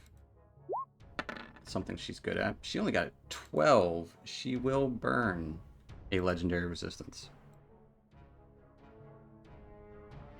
Okay. As you can see her kind of stay still for a brief moment in the air, and she just kind of, you see the surge of magic, and she is not stunned. Okay. Nat 1 to hit as you kind of stab down. Your sword stabs into the wooden bridge here, the Zerkwood bridge, missing her as she kind of pushes your arm down into it.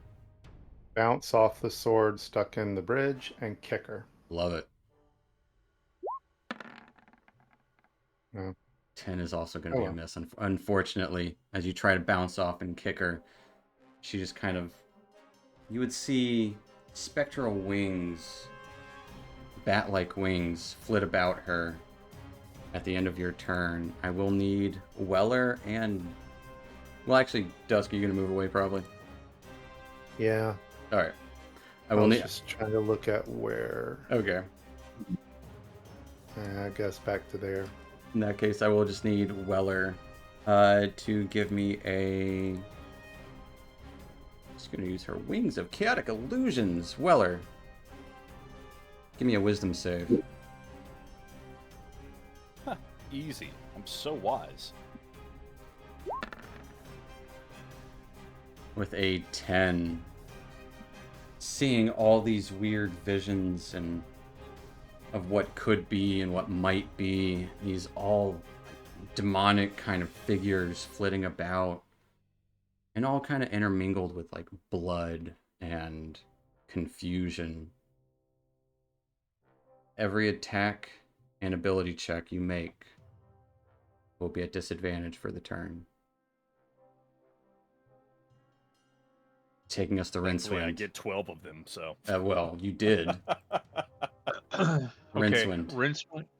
Rincewind is going to, as a bonus action, cast Zephyr Strike, Okay.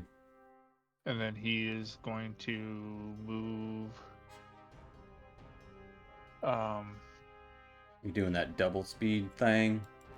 Yep, move there to the base of the stairs, up the stairs, and then over around to here.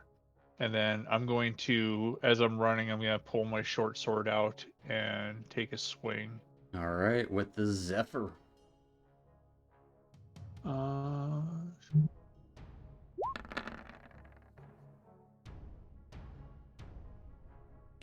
you, because you're using the Zephyr Strike, it's at advantage, right?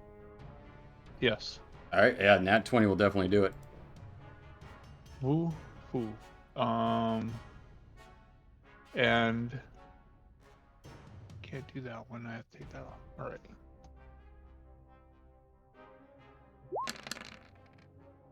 Ooh. For 8, 13, 14 points of damage as you thrust into her this energy. You can see her form kind of shifting as if there's some sort of projection around her. But she is still up. She didn't take any damage on that 20? No, she took all of that. But I'm just saying she actually... Did you throw in your D? Oh yeah, you did. Yeah, His some D8 of your cover. weapon damage doesn't hurt her as much. But she still takes the majority of that because of the force damage. She can't. Nothing's immune to force damage or resistant. Like 3 things. And then I'm gonna move back over here and end my turn. All right. That's going to take us to these Darrow that sort of hover around the area. Fly around just to get good vision. One of them's going to shoot at Fungi, one at Dusk, one at Rincewind.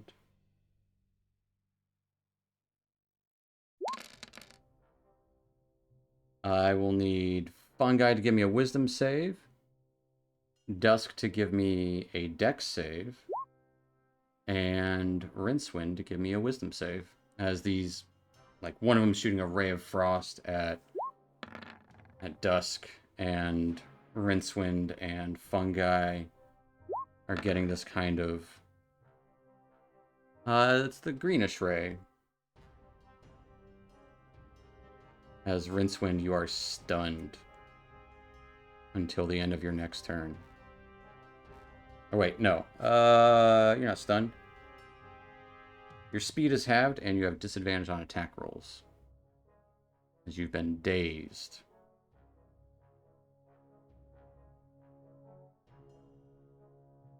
And everyone else, unaffected. Dodging these rays of light from these other forms of this Darrow. It will take us to Turvy. The green light is gone, so Turvy is no longer stunned or paralyzed. Well, let's see. I guess Turvy will take a shot at what the heck? Take a shot at the lady that's on his level. Okay, the one that's kind of flying around the area there. Yeah. Give me a shot. Okay, hold on. My screen just popped for a second, so That's not good. Crikey. I think I accidentally just stepped on a wire. Oh crap. Okay, here, hold on just a second. Okay. There we go. Where are you? Short sword. Oh, there we go. And crossbow. Oop. Shooting out. A 23 will hit. Okay. Even for 3 points of damage. Going straight through this illusory form of her. You would see a much smaller beholderkin getting striped in the center of its eye as it just falls down and splats onto the ground there. And here we go. That's right. And then he's gonna give him like the finger, and then start heading back in towards the east for. Let's see, it's 15 feet. one of these little guys. Awesome. He'll end his turn right there. All right. That will take us to her.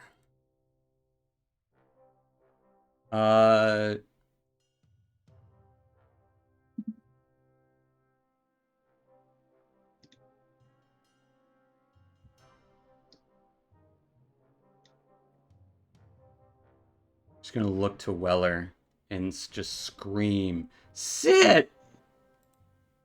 Weller, I need a wisdom save? Command. You guys probably know.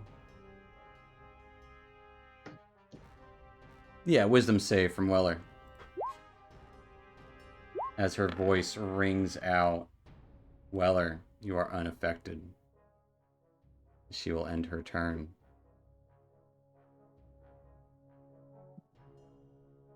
Actually, she has to make 1, 2, 3.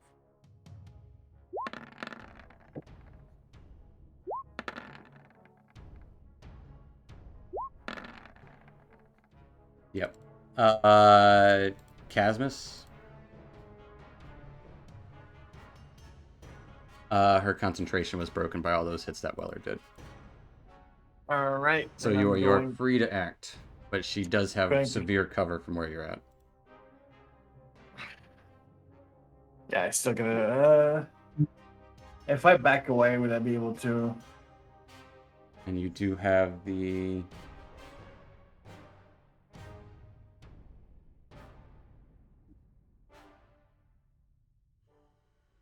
Oh, no, at the start of your turn.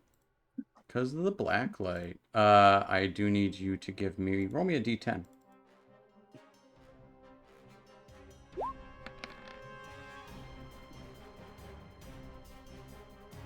With a 6.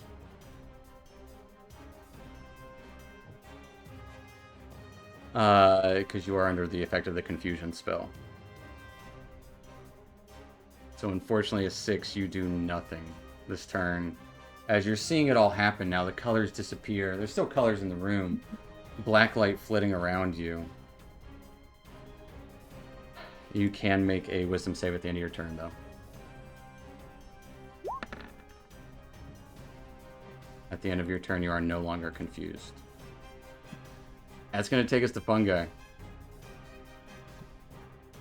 Oops. as he jumps off the cliff. Yeah, apparently. Yeah, get right up on her and taking a big old shillelagh swing. All right. 24 is going to hit her.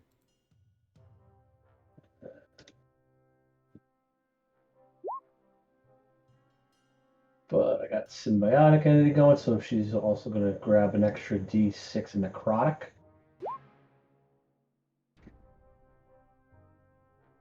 Very nice. Just want to double check. Shillelagh, you tell me, does it do regular damage? It's bludgeoning damage, but it is a magical weapon.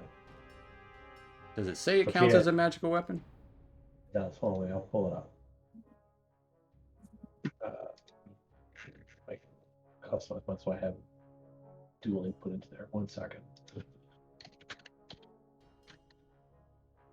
Easier to do it on the app really quickly. Well, I mean, if you had it on your character sheet, I could just click on description. Oh, I might have it on the other thing. The 2 The weapon also becomes magical if it isn't already. Alrighty. That is what I want to know.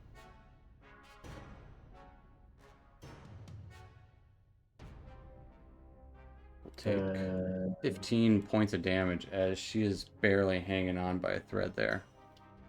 then we'll go ahead, spin my staff around, and go for one other smack at her. 16 is going to be a miss. And As she kind of that'll deflects it with her spear in hand.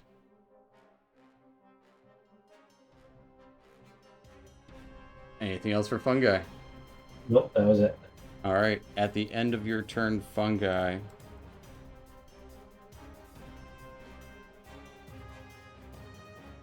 She's gonna, it's at disadvantage anyway, so she's going to shoot a bolt of chaos at one of you two. Weller! Surprise. At disadvantage, getting a 9 to hit. Misses. As you can see the energy swirling around here. Weller, that will take us to your turn. What did she scream at me? Sit. Sit? Yep. You have a dog? Good boy. Yeah. Yeah, essentially. But she is no longer frightened of you at the end of her turn. All right. Well, Oh, wait, no, that wasn't even her turn, was it? No. I forgot to roll it at her turn. That's what that was. Weller, what are you doing? I'm gonna swing at her. I was gonna As- yell as back she's when looking- she yelled at me, but Looking Sit- haggard, just kind of smiling at you all. Yeah, Sit doesn't really do it for me. Yeah, I'm gonna swing at her. Do-do-do-do. 18 just misses. God dang it. Do you have any more superiority die? Yeah, I got one, so yeah, I'm gonna burn it. Precision. Yeah, that's what I'm doing. If you roll one, that will hit it. Yep.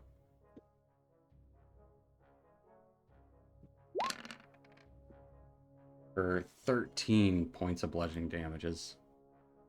I can re-roll that too, right? You can if you want. You don't have to. No, I'm doing it. Nope. I'm getting another You two. think you are. As what does it look like as Weller smashes the shit out of this Darrow woman? I just bring them all full on overhead and claps her skull as I yell "sit" back to her. As she collapses, the illusion of her form fades away, and you would see this bat-winged humanoid with a demonic sort of feeling to them. Brownish colored skin, brownish greenish skin, stretched out to be a little bit taller than a Darrow, maybe about 4.5 feet tall. A single horn where her nose is, pointed ears of an elf, maybe. As you kind of smash her down, you can hear whispers emerge from her body. This one, I hate pronouncing this one. Razor Blue. We'll see it all. Razor Blue. We'll change it all. As that echoes throughout. You will not see Razor Blue. And her body collapses there, dead on the bridge. The other Darrows flitting about lose their form as these tiny little gazer creatures just kind of pop. The swirling of the portals disappear, and that surge of light throughout the chamber disappears. I can't grab that. Oh, because that one's on the other layer.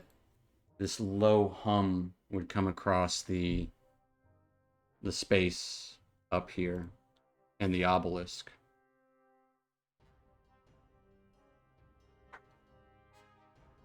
And we'll hop out of combat.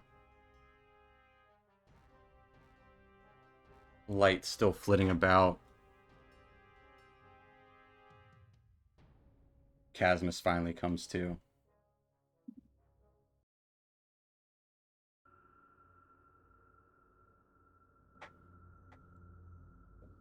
What are you doing?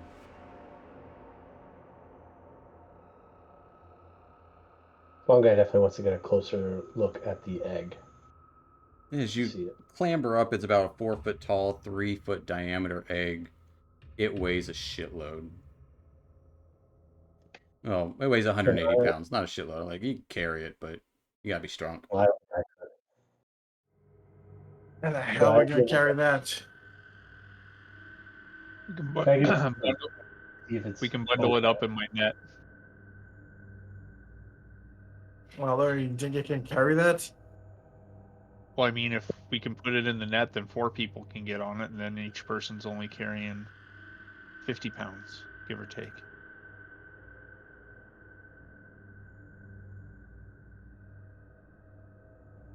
Yeah, it's worth a shot. We'll definitely need the net to slowly lower it down. Right. And what is the obelisk doing again? Lowly humming. I would say that piece of rock that I think Rincewind picked up in the alchemist lab is kind of hums with it.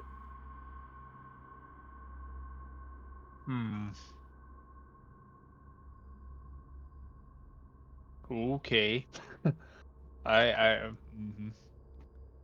So I'm gonna pull it out, but I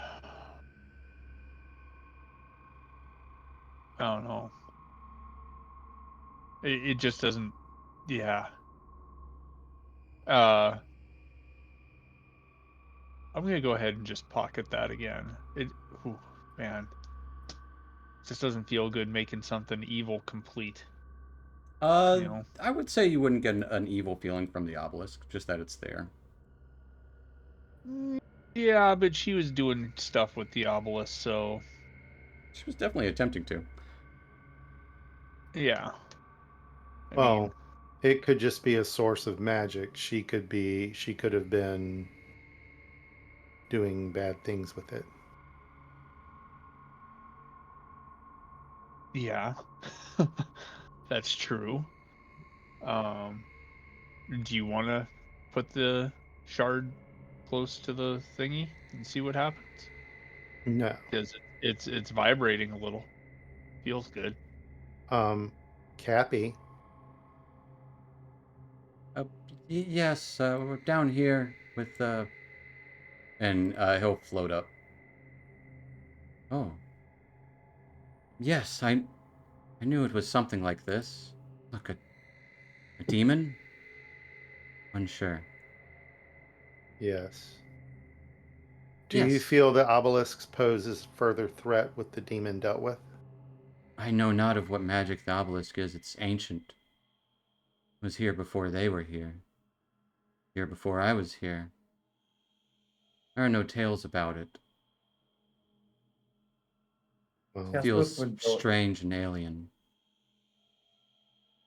Casmus would go up and try to look at the obelisk to see if he wants to figure out anything. Give me an Arcana check. With a nat freaking 20. As you start peering into this obelisk, you have no idea what sort of metal it's made from, or stone. It's somewhere in between, but it's unlike anything you've ever seen before. It seems like the fractures are leaking quasi-magical energy with it. And you start to get a kind of understanding that you can feed magic into it that might activate its latent magic.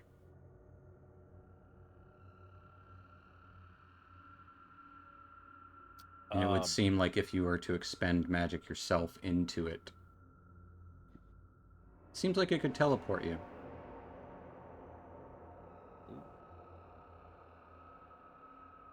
And anyone else around it. I would say with a nat 20 kind of gazing into its flat, shimmering surface, you would see a dark area similar to other spaces you've seen. In the distance, you can gaze and see the light glow of furnaces past several gates.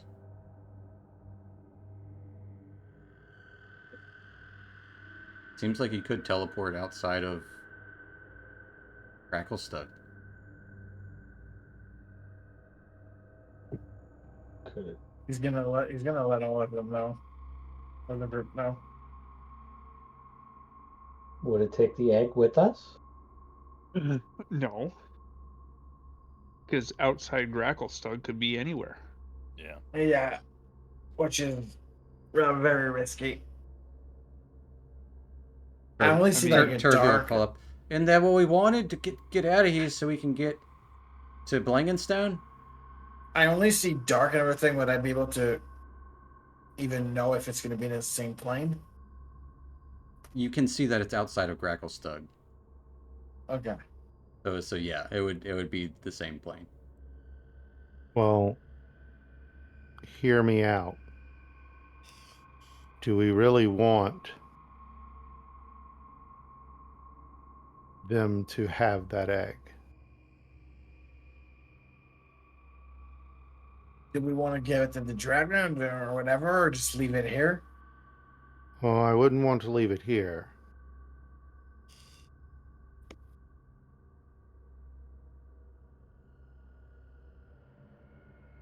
But if we were to take advantage of the use of this obelisk, neither faction would have any idea where we went. Fair. And do we really want them to have potentially, eventually, have complete control over a red dragon? Because right now, the fat one doesn't seem to be, well, completely under their control. Well, they have to work harder to control it. Or we could keep it for ourselves, and we have a red dragon under our control. Well, I don't think any of us are skilled at dragon rearing, but it might be worth considering to deny them this egg, especially now that we have another way to remove ourselves from the situation. Yeah. But also, we could deny it either by just leaving it here and destroying it, or even just giving it to Timberchode. there's multiple ways that I would deny it to them. Can fungi give it first a check just to see if one, if it's the egg still seems healthy, and then two, if it seems like it's been corrupted at all? Give me a nature check.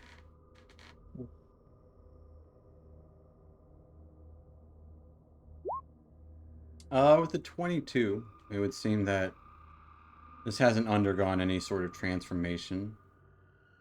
Red dragon eggs need heat to hatch.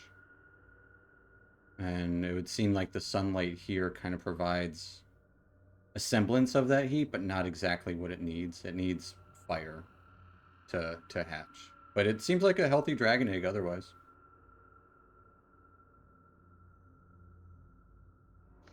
I cast produce flame. Okay. Just gonna hold it warm. Gotta keep it safe. I don't know how long it takes. But I'm just gonna keep the dragon egg nice and toasty. It's like a thick-scaled egg. Huge. Well, egg-sized. But, you know, it's big. It's bigger than fungi.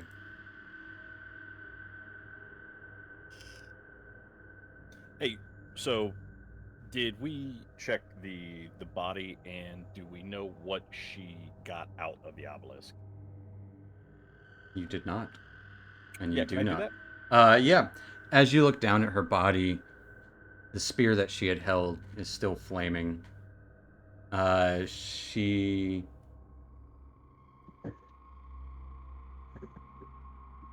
also, on her person, is wearing a suit of scale mail. And you would see a book at her side, made of Trillimac, another fungus down here.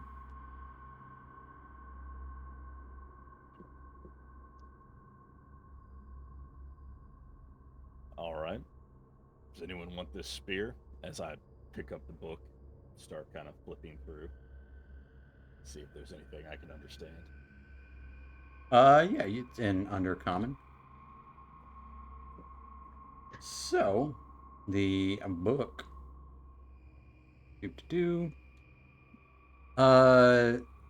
Speaks of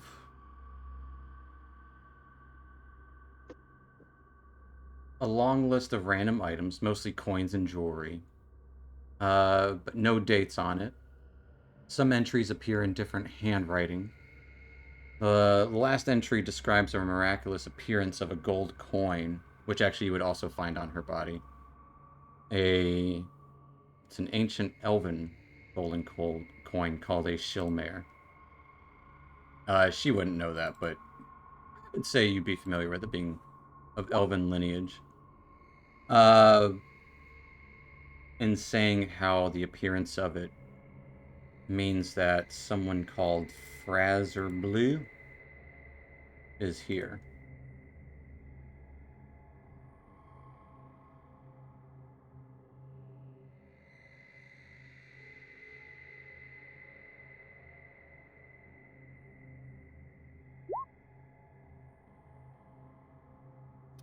Ah, that's how you spell it. Yep, that's why I said I hate pronouncing this one.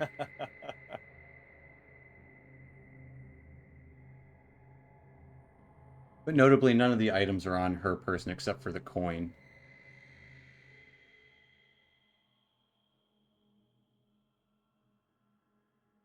It also speaks vaguely of trying to find Fraser Blue. Now that he's here.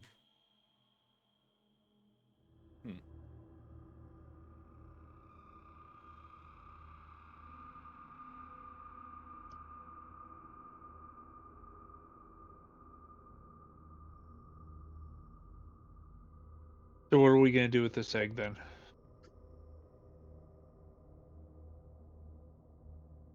There's too many options. Well, there's two, really. There's three. There's three. We can hide There's it or technically destroy it, four. Well, there's 5 and actually. then give it to Don't forget about the 6th one.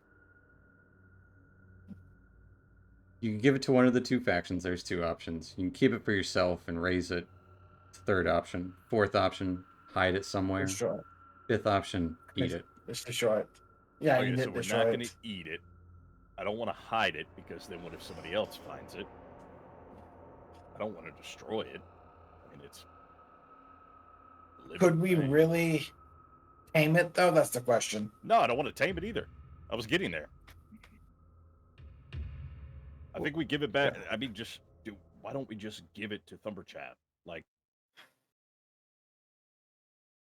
Yeah, but how exactly are we gonna sneak that hell of a gigantic egg past the guards? what? Well, the we Keepers of can the Flame? stash it somewhere and then tell him where it is. We can leave it here and tell them where it is. Well, You can't come here. I mean, yeah, he can't come here, and we got to go to someplace closer to Gracklestug so that and put it in a place that's secure. I mean, they literally were jumping through portals here, and it's Right. right next to the obelisk. I mean, there's leaving it here is ridiculous. Yeah. We can use the obelisk to just say fuck everything and get out of Gracklestug. To where though? Yeah, we don't know where. Well, and I I mean, hate to well- bring up another option. I really hate to. You could give it to the Stone Guard as proof of corruption.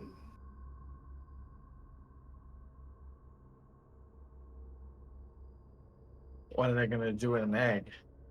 Well, I Well, mean, that's not our concern, that's not but our problem. that would be proof of political corruption, Right. and also proof of magical corruption that was from the circumstances under which we found it.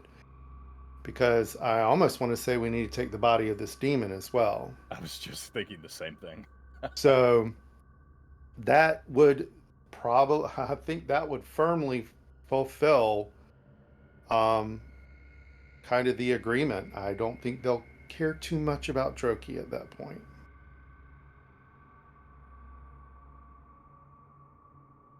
I'm in Fair agreement. enough. Plus, she did kind of hint at potential other rewards. And obviously, I didn't say it before. I'll take the coin and take the book. All right. Do you tell everyone else about the book? Yeah.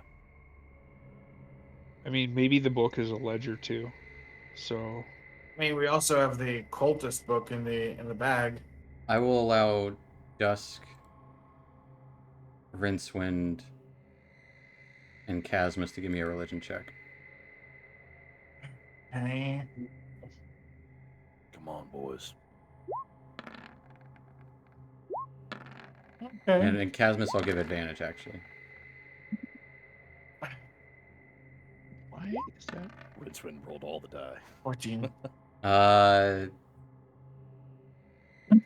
Casmus, you've heard the name Frazor Blue, but you can't put your finger on it. Dusk.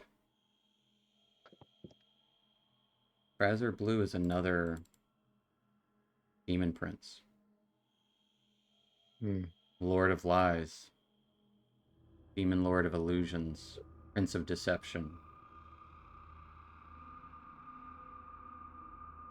I also beat up that scribe's twin brother, who had a different fixation.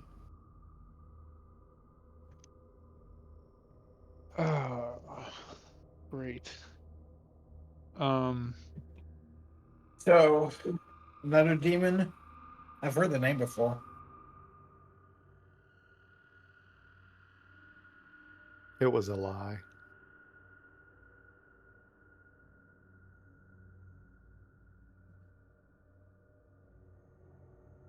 All Oh. right.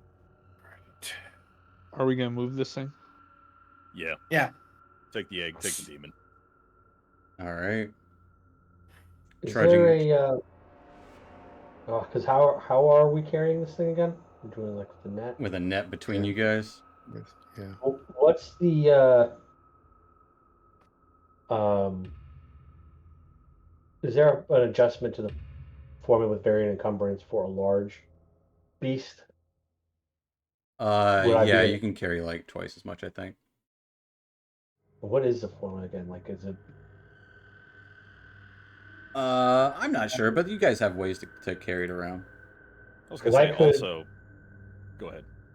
I was gonna say I can wild shape. I mean, I need a short rest to be able before I could wild shape again, but I could do the giant lizard, which is a large beast and has a strength of 15. That would easily be My- able to carry it. I've also got levitate. It only lasts for 10 minutes, but if we get tired, I can. Help you get it up Take the this ladders, sucker as we drag but it. a giant lizard could 100%. We gotta wait an hour before we can take it anywhere, but I could do it. Carry it much more easily, at least till we get topside. What do So we it think makes it look- about using the obelisk to get the fuck out of here and then see where we land and if we have an hour?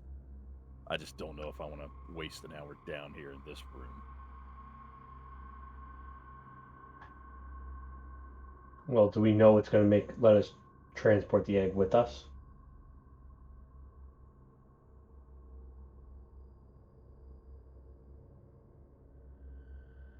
I would say you're kind of unsure, but if you're carrying it, maybe.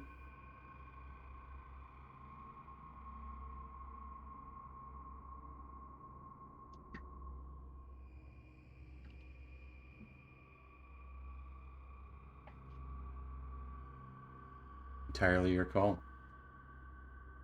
But that it would teleport you outside of Gracklestug, so you'd have to get back in the city. We don't know how far away. And you do know kind of the way back here. Mm.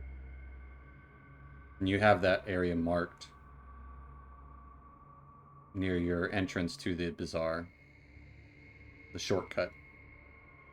And so the other option with the egg is, I know we're tired of hearing about egg options. Mm-hmm. Where we carry this out of here and navigate the tunnels back Yep. towards Gracklestug. Yeah, that's Yeah, that's what think I we was take saying. the- You know the I way think we back. take the chance, Yeah, to our little bizarre shortcut. Yeah. right? I think we take the chance at the obelisk.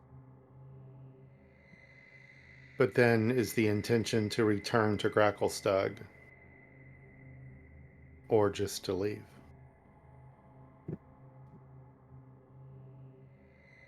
I mean, we can take the egg to the Grey Guard, and maybe that would provide us enough leverage to let her get us out of here. Yeah, I'm Or we afraid can take it to Timberchard, and maybe he will get us out of here. Or we can take it to the So priest, and they can maybe get us out of here. I like Dusk's idea with the Stones Guard, and I feel that if we just were to leave Gracklestug, we might have more than just the drow on our tail, Yeah. considering we have obligations. Well, they probably won't know what happened to us. There. We would just be gone. But if we wish to turn it into the stone scarred, I will support that. doesn't matter to me. I mean, if we even destroy it, I destroy it right now.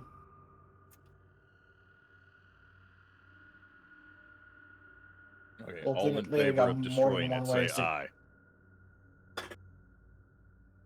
All right, so we're not destroying it. Check that one off the list. All right. We're not keeping it. No, I think we No. narrowed it down to destroy it or take it back to the Stones Guard. Yeah. So let's get it back to the guards. So we should probably find ways to cover it up. We'll strap it to the lizard with the net and some rope, and Yeah, I would say Make our way back. in like the alchemist area, there was like some cloth and like there's bedding and stuff you can cover it up with. The body too, if you'd like. But yeah, you guys planning to head that way? That'll be a good spot to end tonight, as you found the obelisk.